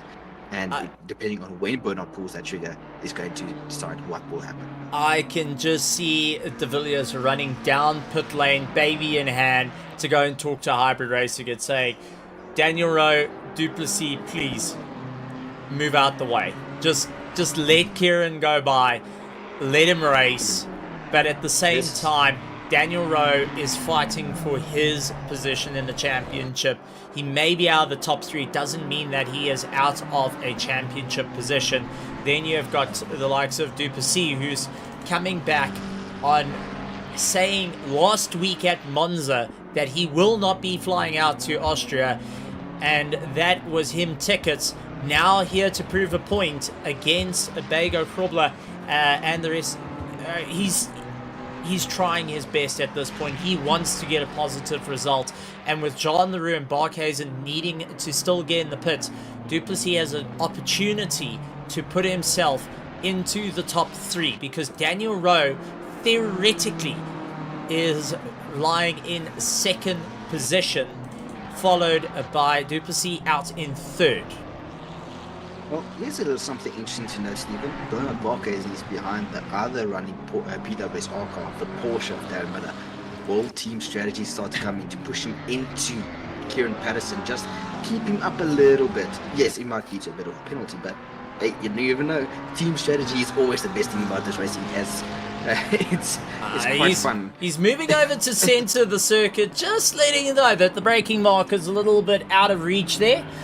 Keep an eye on the mirror, so I wouldn't be surprised if there's a bit of discussion going on, bit of bribery of milkshakes maybe, but knowing the PWSR team, knowing how they work, I don't think there is any hold the guys back. I think if it's you happen to miss your brake marker, so be it. It's what it is. But this is going to be a bit of an interesting one. Another good fight happening out on circuit. Alan Patterson, Jason Farmer. Now, Alan Patterson is in prime position to win the championship with Jason Farmer in second place, Lorero in third. So you would see the guys fight out. Richard van Heerden, though, I want to check out. We haven't spoken much about him throughout the season, but tonight is the night. Richard van Heerden doing a phenomenal job. Oh, Barkhuizen with a monster send on Miller goes and sends it into turn one, and I don't think Miller had a choice in the matter whether he gets to hold it or not. But Richard van Heerden has been consistent in his running. He's into the top 10 and leading the Pro-Am. So well done, Richard. Good on you, buddy. Yeah. Really Well good done, on well you. done. And yeah, well done to him. And even with, I just quickly take a look at Stephen, even with Alan maybe even finishing third in terms of this race here, he would still take the championship by 6 points. So either Alan really has a very bad, knock on wood. You best knock on wood, because you'll have Alan going and clouting you if you've given our fastest ACC commentator out there on the track going and putting a bit of a commentator's curse on him. He knows how it works, and he knows where it'll come from, and unfortunately you live a little bit of a distance from me, so good luck.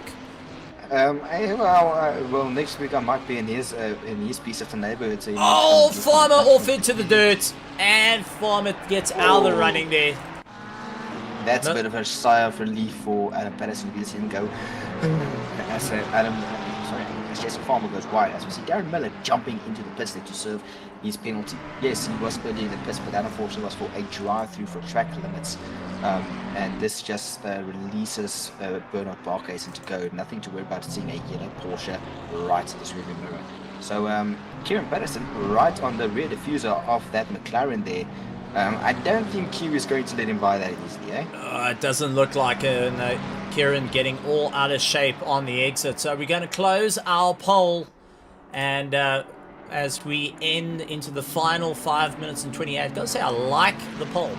And we've got Barkhuizen going and getting the favourable vote of yes of 80% and 20% saying no. Question being asked, what's the difference between our Pro and our Pro-Am? Well, the difference was actually down in the grading server where the guys did their times before the season, and the fastest of the Pro-Ams was only knocked out by 0.2 of a second out of the finals of the Pro, and it worked out on outright pace around a circuit, hot lapping to ensure that you can get into the right run. And that is how we separate our Pro-Am, our Am Gold and Silver. So anyone can come race, everyone can come enjoy and fight out on their own skill level.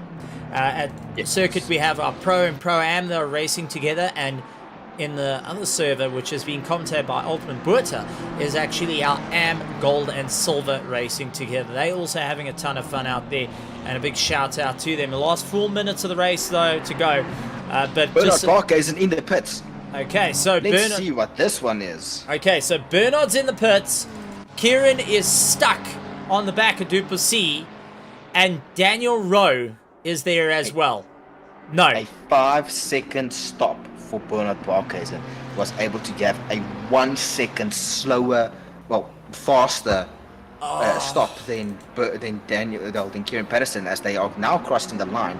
These two Hybrid Racing drivers are not letting up. John LaRue in the pits, formerly known as Hybrid Academy. Hybrid Academy. Now it's Hybrid Racing. Bernard Barkhuizen, he is just off in the distance here. As you see, 145, that's Jakob Krobbe also causing yellow flag with 73. John Roberta in the final corner. First corner, I think. So we'll take a look at that. This was Jakob Krobbe getting a bit out of shape. John Roberta of Team Kerygma Racing going after the Pandacity driver himself. Going to go late on the brakes. And bottoms the car out, gets too much rotation, bump, turn around on both. So unfortunately the rotation as Duplessis Duplessis at the moment has an opportunity to go and upset that apple cart. This is I'm gonna say it. I mean, this is it. Duplessis has an opportunity to go and get third place. Will Kieran take that away? Daniel Rowe has been feeding Duplessis into Kieran Patterson. Kieran's been pushing as hard as he can at this point to try and get past. So these final 2 minutes of the race. So what you see on the circuit right now, Daniel Rowe in second, Duplessis in third, and Patterson in fourth. And for 6 cents, do I like the polls, Stephen? Yes, I like the polls. Except for the strawberry one, because I did not like what the answer was there, and I blame Cameron for that one. The favorite one. I made it 50-50. I will be the first to say that this chocolate one is better. It is better. However, but with ice, I still say with ice, strawberry is better. I will mute you. I will. I've never heard something so toxic like putting pineapple on a pizza. Then putting ice with a milkshake. It's just. Then you haven't listened to Britney Spears' Toxic song yet. Okay, how about we talk about the action on circuit? Because at the moment, Daniel Rowe, Duplessis, and Kieran Patterson, they're going hammer and tongs at each other, but they're all pulling each other into the 29s. Barkhazen out in front has now opened a 16.6 gap. So Barkhazen is just soaking it in at the moment. If he gets it wrong, for some odd reason that car launches into the wall, that's a championship. But as it stands, he will be walking away with the crown yet again. And Duplessis has an opportunity if he gets ahead. Daniel Rowe is teammates with Bago Krobler. And at the moment, he's trying to defend Duplessis and Kieran Patterson. Daniel Rowe is defending the honor of Bago Krobler, who is not here this evening. He's 8th. Bago's in 8th. Okay, I do apologize. So if Daniel Rowe goes and fouls up Duplessis, he can go and land up with Bago retaining his position. Duplessis is hanging on for dear life. And you've got Kieran, who is just hunting left, right, and center. I think the orders have come down from the hybrid racing of give it everything you got. But Kieran, I've got to say, a driver that got it completely wrong and landed up at the back of the field, now up into 4th place. His drive has been phenomenal this evening. He has been pushing as hard as he can to go for it. But coming through for the final time, ladies and gentlemen, and the final time for season 17, we will be saying the checkered flag is coming down, and your winner will be Bernard Barkhazen of Omnus Gaming KSR Factory Team, taking the win at the line. 2nd place, though, on the cards, Daniel Rowe, Q, and Kieran fighting it out. Daniel Rowe holding on to the position. Will Q get ahead? Will Kieran have the drive? They're trying their best, but it's Daniel Rowe taking 2nd, followed by Q and Duplessis. Kieran Patterson comes across the line in 4th place, and unfortunately, with all that effort, just wasn't able to take the championship. Werner Skuman up into the top 5. Jean Leroux taking 6th, 7th Chris Heineke. Bago Krobler taking 8th place. Brandon Kruger fighting it out with fellow teammate Gideon Rayner on the back of him. But I think Brandon Kruger will be finishing ahead of Gideon Rayner, as it seems like these two are pretty content with their positioning, not wanting to get in trouble with the boss. But Rayner was going to push a little bit harder to see what he could do. Richard van Heerde taking pole position for our Pro-Ams. Well done, Richard. Fantastic effort out there. Your first win this season, and got it right at the end on a new circuit. Alan Patterson comes across the line, which makes him the champion of Pro-Ams in the season 17. Then we got Jason Farmer, Fafiers, Sean Larera, Eric Hussein, Mac van der Merwe, Tianas Buerta, Jaco Krobler, Jean-Ray Buerta, Darren Miller, Hansi Myberg, And I do want to point out Conrad Fulskink was still in that run. My word. As we just cut back to our just kind of a stationary screen because we don't have a track walk for the RedBull Ring as yet because it's so new. I'm out of breath. I'm seriously out of breath. What a race. What an exciting time. Cameron, your thoughts on that? It's action packed, Stephen. It was. Oh, I don't know what to say. It's been an amazing race, and I'm just trying to get everything up and running here in terms of just trying to see if we can, especially for our pro drivers or pro am drivers, to see if we can get some results here, just to see what happened, where's everybody. But it's yeah, I can't. I do not know. It's been an amazing race. I'm trying to get the drivers, also the team championship sorted here, but it's been a close battle. It's been a very, very close battle, and I think I can give a rough estimate in terms of the top three for the provisionals for our drivers here tonight. Okay, so do you want to bring in an interview or do you want to go with talking about the provisional that you've worked out? Let's go provisional. Why not? Let's have a bit of fun here. Let's do this. So quickly, just roughly. Now, this is provisional. No, nothing regarding whatever happens on the track, and incidents will still be coming into play. Just a little disclaimer there. So for our teams, KSR Factory, now rebranded as Omnius Gaming, with a collaboration with KSR Factory Team, has taken the team's championship with 572 points. PWSR Alpha will come in second with 509, and Hybrid Racing Pro 1 will be third in our championship.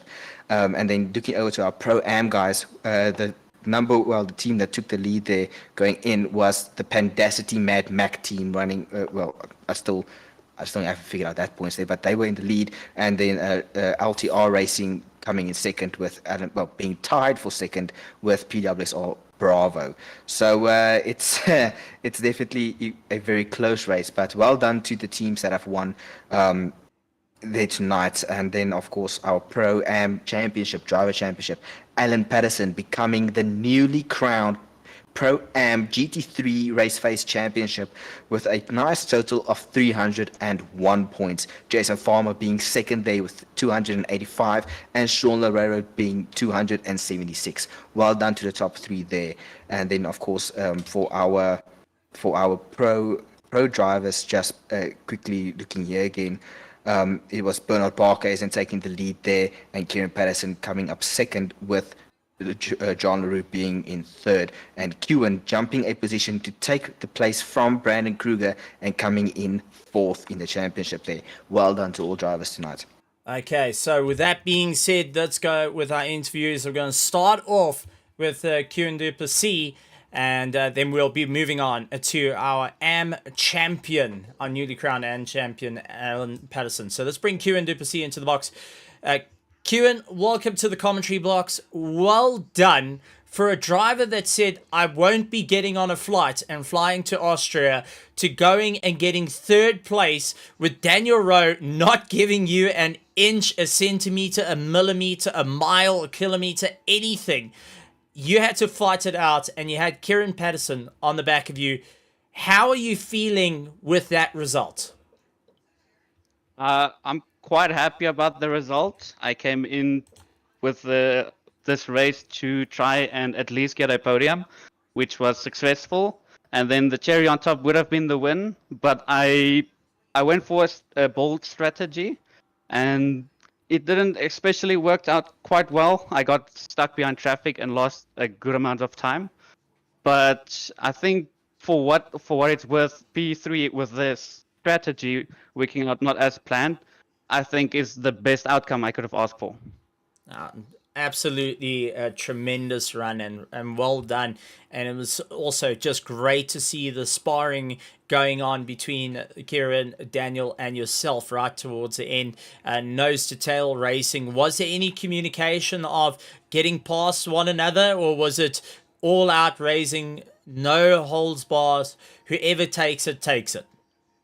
That would be the second option. It was basically who takes it, takes it. And yeah, I mean, we also could have exchanged positions, but with Patterson being so close by to us. It was. We don't want to give up 2 positions by accident, and so we just tried to fight it out, and then got the positions we deserved basically. Oh, absolutely. Well done, Q, and it's glad to have you here at the RedBull Ring. Cameron, anything you want to go and ask Q? Well, I don't have anything. Just I'm very glad that tonight we got to see you out on track there after everything from last week saying you won't be able to make it, and getting what's needed together and getting someone to buy you the plane ticket. I want to just say thank you for being here and taking that opportunity and definitely coming out and showcasing your skills. Saying that last week was not just a once-off thing. You're here to take the fight to the top guys, and we saw that tonight. And I hope next season we can see that again. Yeah, I just want to appreciate you, the person that bought me the DLC. I appreciate it a lot. It did me a huge favor to participate and deliver a good final result, and hopefully a good race to watch as well at the end, or close with Barkhuizen at the start as well. And yeah, I had a great time learning this track. The track is really fun. I still have yet to try and test out the GT2 cars, which I will probably do in the spare time now, since the championship is over.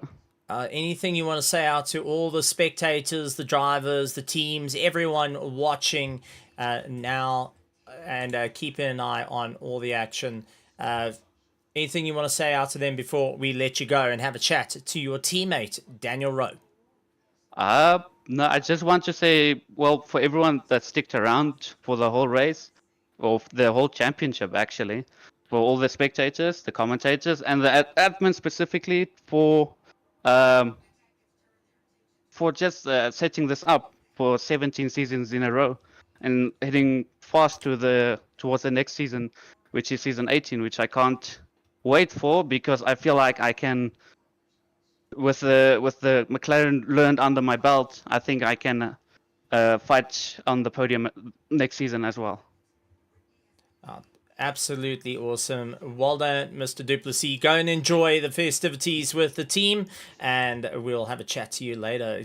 Into the box, though, and we got to have a chat to Daniel Rowe. Daniel, you've been out of the seat for a little bit of time. You had to shake off a little bit of that track rust, but right the way through the race, you had a challenging time. One closing on to the sharp end of the field off the start, and then at the end you're now running in second place. You've got Kieran right behind you, you've got Q behind you, you're looking left and right, and the team championship on the line. How are you feeling? Oh, good. Thanks for having me in the box. It was a good race. Been out for a little while, so wasn't expecting much tonight, but yeah, it turned out all right. I was struggling a bit from the end of the first stint. I ran the rear ducts way too low, so I was actually having a brake fade. Brakes were failing, going red.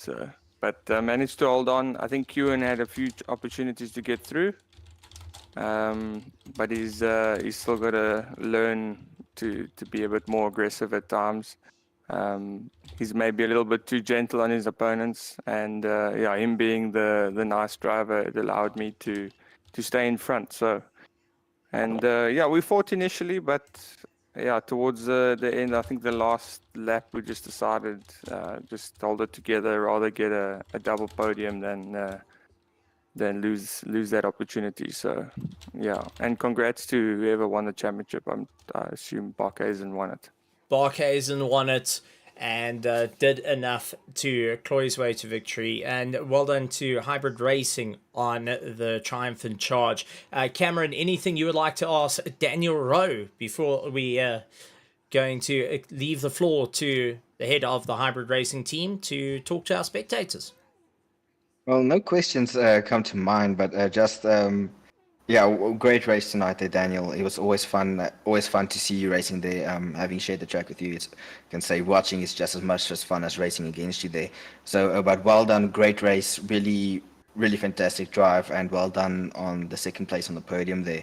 And we hope to see you next season a bit more, but we do know that the real life commitments always comes first. But well done, congrats on P2, and well done. Just that. Well done. Yeah, thank you. Thanks for a great season, and officially well done to Bernard Barkhuizen, and yeah, I just like to say well done to my teammates as well. They did a great job this season, and they had a nice race tonight. So yeah, thanks to the organizers, thanks to RaceFace, thanks to Steve, Hansi, been a good season. No, it's really been a good season. Daniel Rowe, thank you very much for coming in and jumping in, saying a few words for hybrid racing. Look forward to seeing you in season 18, and good to see that the ball and chain hasn't quite slowed you down as yet. No, still there, still there. Well, have a happy Easter and relax. You earned Thanks, it. man. You Daniel, guys as well. Cheers. thank you. Daniel Rowe giving us a bit of insight there. Really, really great to see it. Let's bring in the likes of Alan Patterson taking the win for the Pro-Ams. Alan Patterson, welcome to the commentary box. I think you know where the kettle is. It's to the left. You know how to turn it on. You know where the coffee is. But what a race, and scoring the championship. I mean, it was to and fro. Coming into the championship, you were sitting going, okay, what's going to work? What's not going to work? You're 3 points between it. And then it came down to the RedBull Ring. Brand new circuit to everyone. Setups are all brand new. Learning the whole thing. And now you have to try and make pen to paper work. How are you feeling after that? Yeah, I'm shattered. That was one of the hardest races I've had to do ever. Absolutely, I hate the track. I've got to be honest. It's a terrible track. It doesn't work for me, or I can't drive it, or it doesn't work for the Lamborghini. It's just a POS. But I did my best, buddy. And yeah, to and fro, like you saw in the actual race, it went to and fro between the three of us. It was mental. We could see you all on the track at the same time in every shot, and it just got more and more exciting. Richard van Heerden getting in first place of the Pro-Ams in this race, so you didn't get to see the checkered flag, but you're walking away with the championship. And I mean, what a race from us. If you had to look back at this entire championship, you've had the twos and fro's, you've had the drama moments, you've had the moments that have brought a person to tears, you've had the highs, the ones that have you jumping into the crowd. You haven't thrown your gloves yet, so you're not getting in trouble for weight problems. But, I mean, it's been an amazing, amazing season. Your take on the season, looking back at it all? Listen, it's been an uphill battle for me all the way through. I mean, I decided to take this Italian stallion. You look at the results at the moment, or where it stands. It's 1 Lambo and it's 7 Ferraris. It really didn't favor me.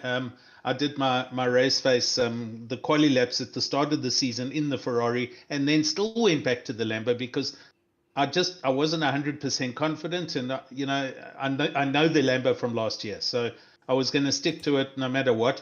The LFM bops obviously helped the car a little bit, but I mean, if you look at my results, I inherited a first on the first round at Donington, but thereafter it's been like 4th and 8th and 5th, and yet I've managed to win because the other guys have had 1s and 16s and 11s, so it hasn't been a dominating season at all. And coming into this, I didn't know if I would win or not. I really didn't think I had the pace.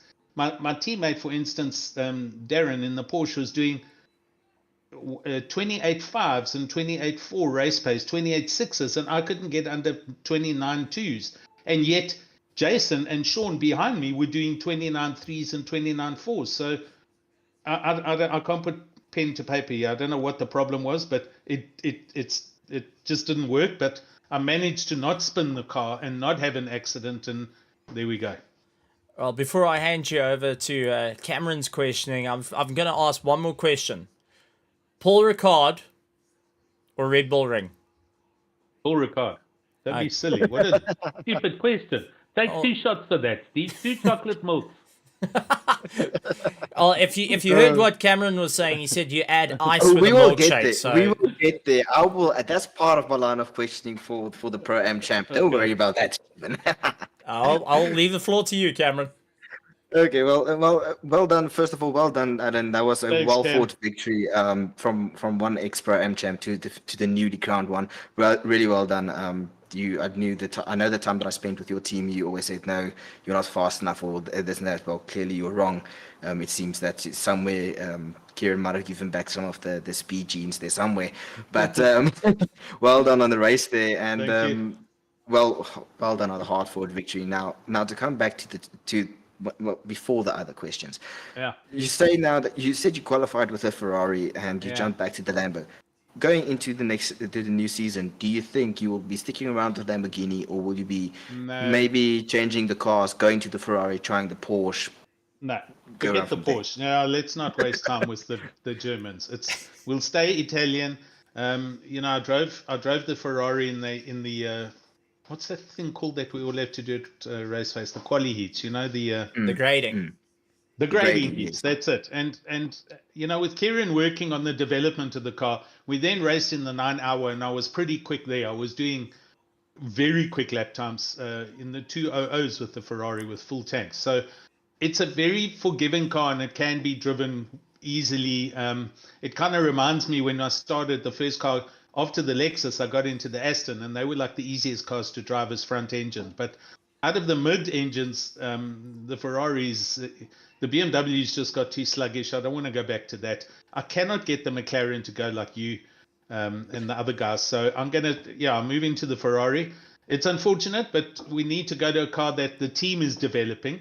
And hopefully the other two guys will also come into the Ferraris. Both Darren and Daniel were both quicker with it. So then it's going to be a one make, for the team to R&D work together with, and we should be able to produce better results next season. Yeah, that's good to hear, to see the switch there from between the different cars there. Now let's go towards the one of the more important questions here, Alan. See, Chocolate or strawberry Sterry Stumpy? banana. Okay, Sheen no. goes- That's the one wrong one there. And now I've made the bold claim that to make the chocolate Sterry Stumpy, the strawberry Sterry Stumpy even better, Yeah. you put ice in it. And Stephen didn't like me on that one day. Yeah, look, it does. I'm not going to start singing Ice Baby, but ice definitely does help it. It does help to cool it down. But if you're having a chocolate Sterry Stumpy, you can throw in a teaspoon or two of Milo or something like that. Yes. And you can also get some strawberry Nesquik to richen up the strawberry if you want to do that one as well. Well, there you go, ladies and gentlemen. The recipe tips from Alan Patterson, our Pro-Am champion for the season. Thank you very much, Alan. That was very fun. And once again, congratulations on the championship and a well-fought battle there. And looking forward to see you next season in the Ferrari, as you've just confirmed for us. So we're happy to see Kieran also back on track. Alan, before we let you go, anything you would like to say to the spectators, the teams, the drivers, and everyone that's been watching on the sideline throughout the season? Anything you would like to say as the Pro-Am champion? And then I'm going to get rid of both of you commentators. No problem. Jason Farmer and Sean, wow. I didn't understand why I was quicker than you guys. It didn't look like I was later on in the race, and then I think Sean's tires went off. But Jason and the pressure, he's like a winch. He's like a vice. He just squeezes and squeezes, and you start bleeding fluids from orifices. The pressure is mental. So well done, Jason and Sean. Heck of a season. Well done to both of you, and thanks for letting me be part of the whole series as well. Awesome stuff. Thank you very much, Alan Patterson. Good to have you, and we'll see you for the next season coming up. And go get some rest. Go and enjoy a chocolate milkshake. You need it. And before you say banana, I'm going to move you out the commentary box. That's fine. Andrew, wait. Well done to you guys, and thanks very much for everything you guys have done. Steve Shotto. Thank you very much, Thanks, Alan. Alan. Really Bye, appreciate guys. it. Cheers. Bye. Always good to have a chat to him. Now, the moment everyone's been waiting for. Drum roll, please. Ladies and gentlemen, boys and girls, give it up for the fastest in RaceFace GT3s in the pro category that fought it out down to the wire, that it came down to the final race to see who was going to get it. Bernard Barkhuizen taking the top of the charts. Bernard, how are you feeling with that one? You are now a pro. Once again, you have now held on to the crown. You have had people challenge you up to the tower walls, but your reign still continues. Top of the charts. Finally, it took like how many seasons? She's like, thanks, Stephen. Yeah, really appreciate it. It's been a phenomenal one. Going into this race, the pressure, the stress coming in, how was the mindset? What did you need to do to go into the head of, I need to race, I need this to work. It's a new circuit. There's drivers learning new tactics, you learning new tactics, new setups. Everything was completely fresh. That just adds and compounds all the stresses going in. What did you do to get your head into the right frame to go, put your foot down, let's go for this? Well, mostly just practice, never ending practice. I mean, I was literally, for the past week, I was pretty much practicing every day. And the only game plan really was just to keep Kieran behind, So I know Kieran was practicing as well. I know he works from home and everything. So I was needed to put in that time, or else, I would have lost. So I don't know. Yeah, I don't know what happened in the beginning. I did just check the replay, and yeah, it's a bit sketch. It's a bit all out of shape there. But, I mean, Bernard, with everything, you've done it at the RedBull Ring. You got it together. You saw the checkered flag. You got the final checkered flag of the season. Cameron, anything you would like to ask our champion for our pros on the effort that's gone in, and especially with the hard-fought race right the way through? Well, not much questions. Just a very, very well done on the race there, and a very good race there. It's a hard-fought championship battle today, and you came out on top there. And yeah, you even with the damage that you had, I asked some of our trackside photographers just to snap some pictures and send my way. You still managed an incredible amount of pace with that damage all around. Okay, well, here's one question: how much? Just give a ballpark figure. What was the amount of damage on that car?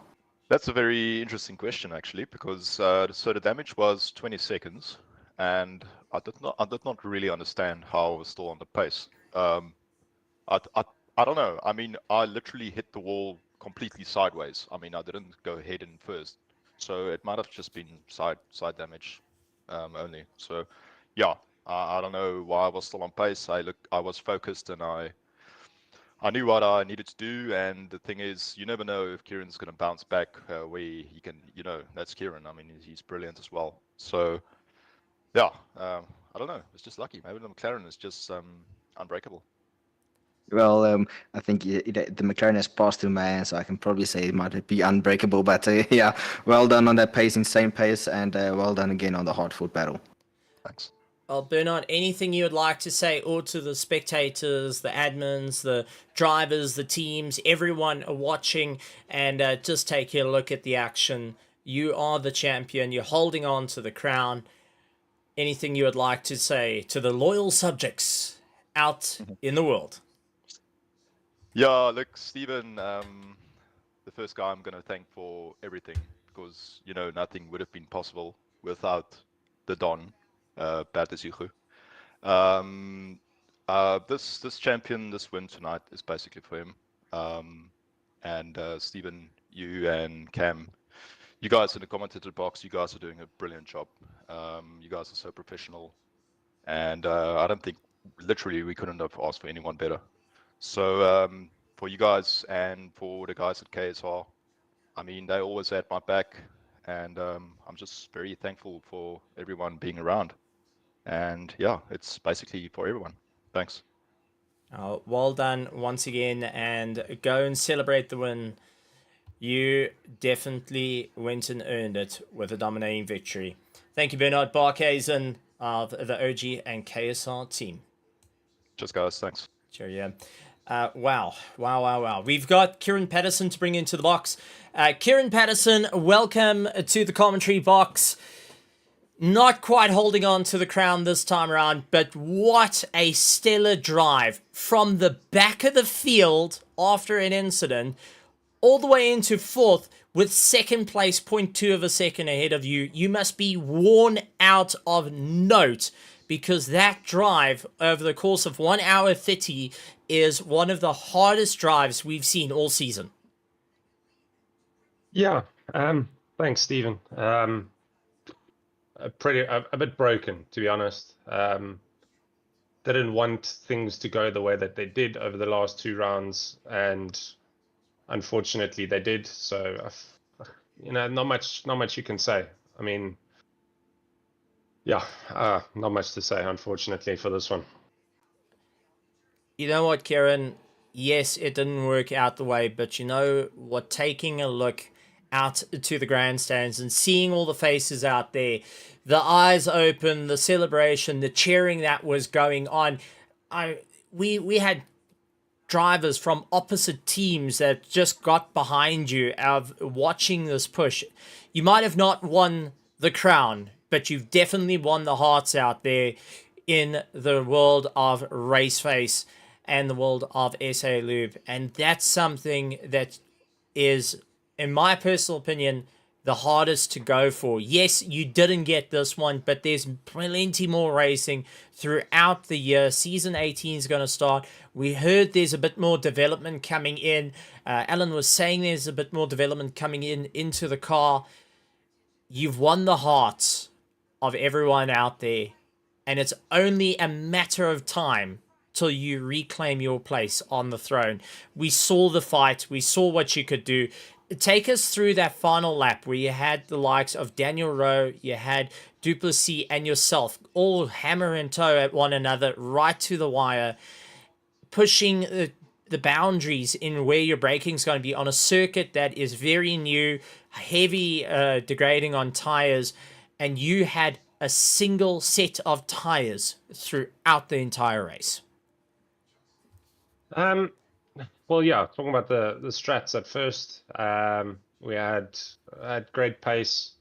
I knew pace was never going to be an issue. The track itself, there's only 2 places to really overtake here, unfortunately. So, I mean, it's a great track, very legendary, but it's going to be a bit of a downer, should we call it, because you obviously can only overtake in 2 places. So, but it was interesting to see how the curbs seriously affected the tires.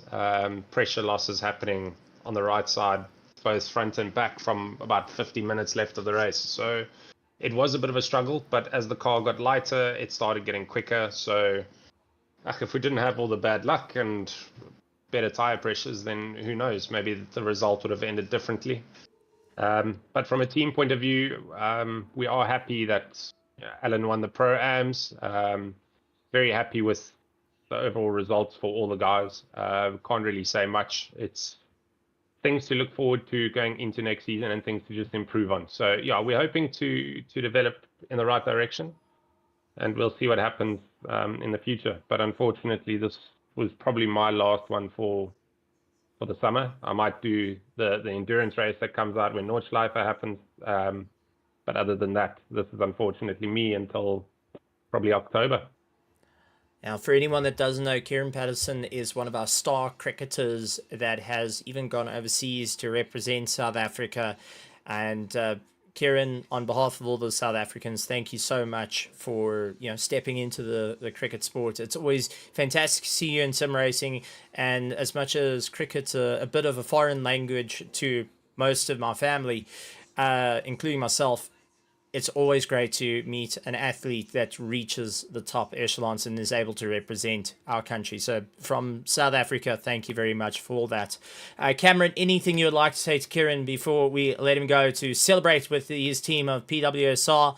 And Kieran, you got second, but I firmly believe there's still place on the crown for you to etch your name in there. That is no question to it. Cameron, over to you. Yes, well, as you said there, Stephen, that Kieran, there will come a day where you'll be again, I believe, again crowned the GT3 champion. I've raced alongside you. I've shared the team with you. You're a very good driver, and you have excellent pace. I mean, I wouldn't be able to do what you're doing tonight on one set of tires, even with pressure loss. So I take my hat off for you in that one there. And yes, it will definitely be sad to see you miss out on the next season. But looking forward to see you again on the for the 24 hours of Nürburgring there. And yes. The future is a very unpredictable thing. So who knows? We'll see you again on the track hopefully shortly. But all the best in terms of your adventures there abroad. And yeah, well done on tonight's race. You had a hard-fought battle. My heart sunk into my stomach there when I saw this contact there, and you had a hard-fought battle back. So very, very well done. And just keep on fighting, and we'll see you back on track in October. Yeah, thanks, Cam. We'll see what happens after everything concludes and so on and so forth. But yeah, it was a good season. It was a great fight, and look forward to the next one whenever it is. Well, ladies and gentlemen, boys and girls, give a round of applause for Kieran Patterson. Well done, bud. And I look forward to see maybe the car going out in pink, considering your Discord's pink, instead of the usual B, white, black, and yellow. Thank you very much, Kieran. Really appreciate it.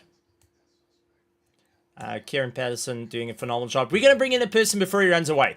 So, bringing in a admin, for anyone that doesn't know, I'd like to introduce you formally, if you haven't met him, meet Hansi Myberg, a hard worker behind the scenes, one of our admins here at RaceFace.Pro, the admin for Assetto Corsa Competizione. He's been doing the social media, putting out the brilliant pictures you've been seeing, going and hyping up, giving points out, going and really putting a lot, and I will say, puts time and more effort into the admin side than driving. But Hansi's the Mr. Consistent you see out on traffic, and as much as we give him gears, is one of the pivotal roles of why RaceFace Assetto Corsa Competizione is so strong and keeps going. Hansi, welcome to the commentary box. Glad to finally have you here, and the season finally concluded, and what a season it has been. Yeah, no, thanks for that introduction, Stephen. That was quite an interesting one there. But yeah, season has come to an end. And yes, I just want to thank each and every driver, racer, people watching the streams, yourself, doing the streaming, and all the guys in the background helping out. And yeah, it's been one hell of a season, and it's time to take a rest now from the admin side. Hansi, I mean, reflecting on the season, taking a look as both an admin and a competitor, what's been those moments for you that if you could put it into a picture frame and hang it on the wall, what would be that moment for you, in both as a competitor that you have been competing, but also as an admin working behind the scenes tirelessly? Well, competitor side, I don't have much to say on that side, but doing the admin side, it's always nice to look back on the streams and watch the guys racing and the conditions, like the sunsets and the different conditions that they faced. And some guys really enjoyed the different conditions, so that always is a highlight. It's the highlights for me on that side, is when I see guys really enjoy the different conditions. Honestly, tremendous stuff. Cameron de Bastos, anything you would like to say from your part as well? With you jumped out of the car, you were running with Hansi Myberg and decided you're going to hang up the helmet of the GT3, jump into the world of single-seater racing, and getting to see a different outlook, which not many competitors get to do, but you managed to take on the microphone instead of the helmet. Anything you would like to ask or say to Hansi Myberg? Yes, well, as you said there, Stephen, I've shared the track multiple times with Hansi, both in sprints, well, the old sprint series, the GT3 championships, and also on the endurance side. And I can say with full honesty, Hansi is a stand-up guy, great racer, and I think one of the most gentleman blue flag drivers that Too we've much had. space. You give too much space, but yeah, I've decided to jump out of the seat to join you here, and I kind of like the heater and the coffee a bit more. But no, Hansi, I want to say thank you very much for a very exciting season. The variable condition, I know some guys, well, multiple guys asked for it throughout all the seasons, and you delivered, from rain to nighttime to foggy and to boiling hot temperatures. Thank you to you and your on your side for the admin and everything that happens in the behind the scenes. Without you, me and Steven won't have races to commentate. We won't have drivers, or the drivers won't have a race to do. So thank you very much for all that you have done on that side. Much appreciated, and same to you, Cameron. Thanks for being in the box and keeping Steven some company this side. And I just want to tell everybody on the stream, yeah, watch out. We're going to do on 20th of April, we will be doing a 24-hour Nords. Let's just see what happens on Monday. But yeah, definitely we're going to do a 24-hour Nords. Keep the eyes on the RaceFace Discord. Okay, well, there we go. Hot news. You heard it here first, 20th of April. Mark it down on your calendars. We're going 24-hour racing around Nordschleife on Assetto Corsa Competizione, because iRacing's only got that a little bit later in the year. Gonna do that in a different car, not in a GT3. Not brave enough to do that, but really looking forward to it. And I'd like to... We're going to be concluding our broadcast here, ladies and gentlemen. A big thank you, and can we get a round of applause to Cameron de Bastos? Came third in his championship in the F4s, missed out by 11 points. I will put that stick in because he didn't believe me the first time he could do it. But Cameron, thank you once again for jumping into the commentary box. I know it's not an easy thing, and to decide that you want to take on something different, and going and venturing a bit different from the entire side, seeing the voice grow as time has gone on. You've become the James Hunt in the commentary box, and I'm sure the entire Pendacity team and all friends and family are looking back and looking at what you're doing and saying, wow, there we go. There's the next future caster for South African sim racing out here in the world of esports. So on my part, thank you very much, Cameron. Thank you for sharing a microphone, same as we've shared the track with one another, shared championships with one another, but you're the first one to go and get walk away with a trophy out of everyone. Yes, well, thanks, Stephen, for allowing me to join you in the comms box. I think the season has been a surprise from my side, as it's now the end. I think it's been a bit of a surprise for not just myself and everybody out there, but also the competitors that I've shared the track with. I've gone from somebody who's on the grid every time, fighting out, maybe losing my temper sometimes in accidents, and deciding to hang up my ACC boots and jump into iRacing. But yeah, just thank you for making the transition a bit easier for me, to allow me to be alongside you with all of my silliness and challenging yourself. And all the good times we've had, all the laughs and the fun discussions that we've had. But yeah, next season, I'm looking forward to being back in the comms box, sharing everything. And yeah, we've shared our battles on the tracks in the iRacing side. So and there's many more to come, I believe. And that's also something that I think needs that you also need to take pat yourself on the back. Not only are you a brilliant commentator, you're also a fantastic driver, Mr. Consistent, Mr. Petrol Saver for us in the Enduros. So thank you very much for having me, and thanks for allowing me to share the comms box with you. Well, big thank you to all our spectators, teams and drivers, all the admin that have been working on consistently around the clock. A big thank you to you guys for sticking around. Once again, we do have that competition down in the description. Click the link and go and enter for the competition. 300 Rand this week. On Sunday, we will be handing out 2,000 Rand to a lucky competitor, brought to you, to our lucky viewer, brought to you by SA Lube. Massive thank you to SA Lube on that monster of a grand prize. But usually I'm the one to end it out, and that has been it in the world of motorsport for a very long time. But I think it's time to pass over the torch. And Cameron, you take us out for the final time for Season 17 of the RaceFace.Pro GT3 Championship. You earned it, buddy.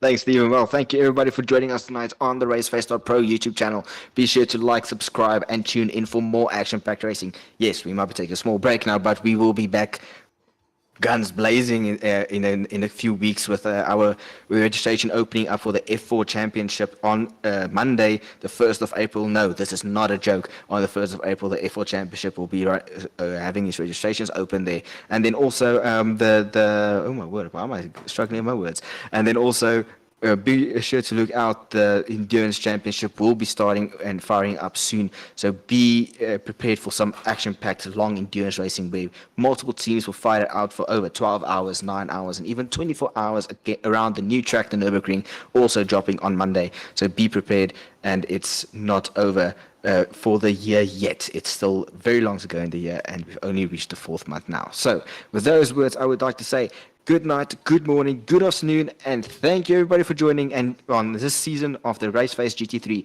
and we'll catch you all next time. Cheers.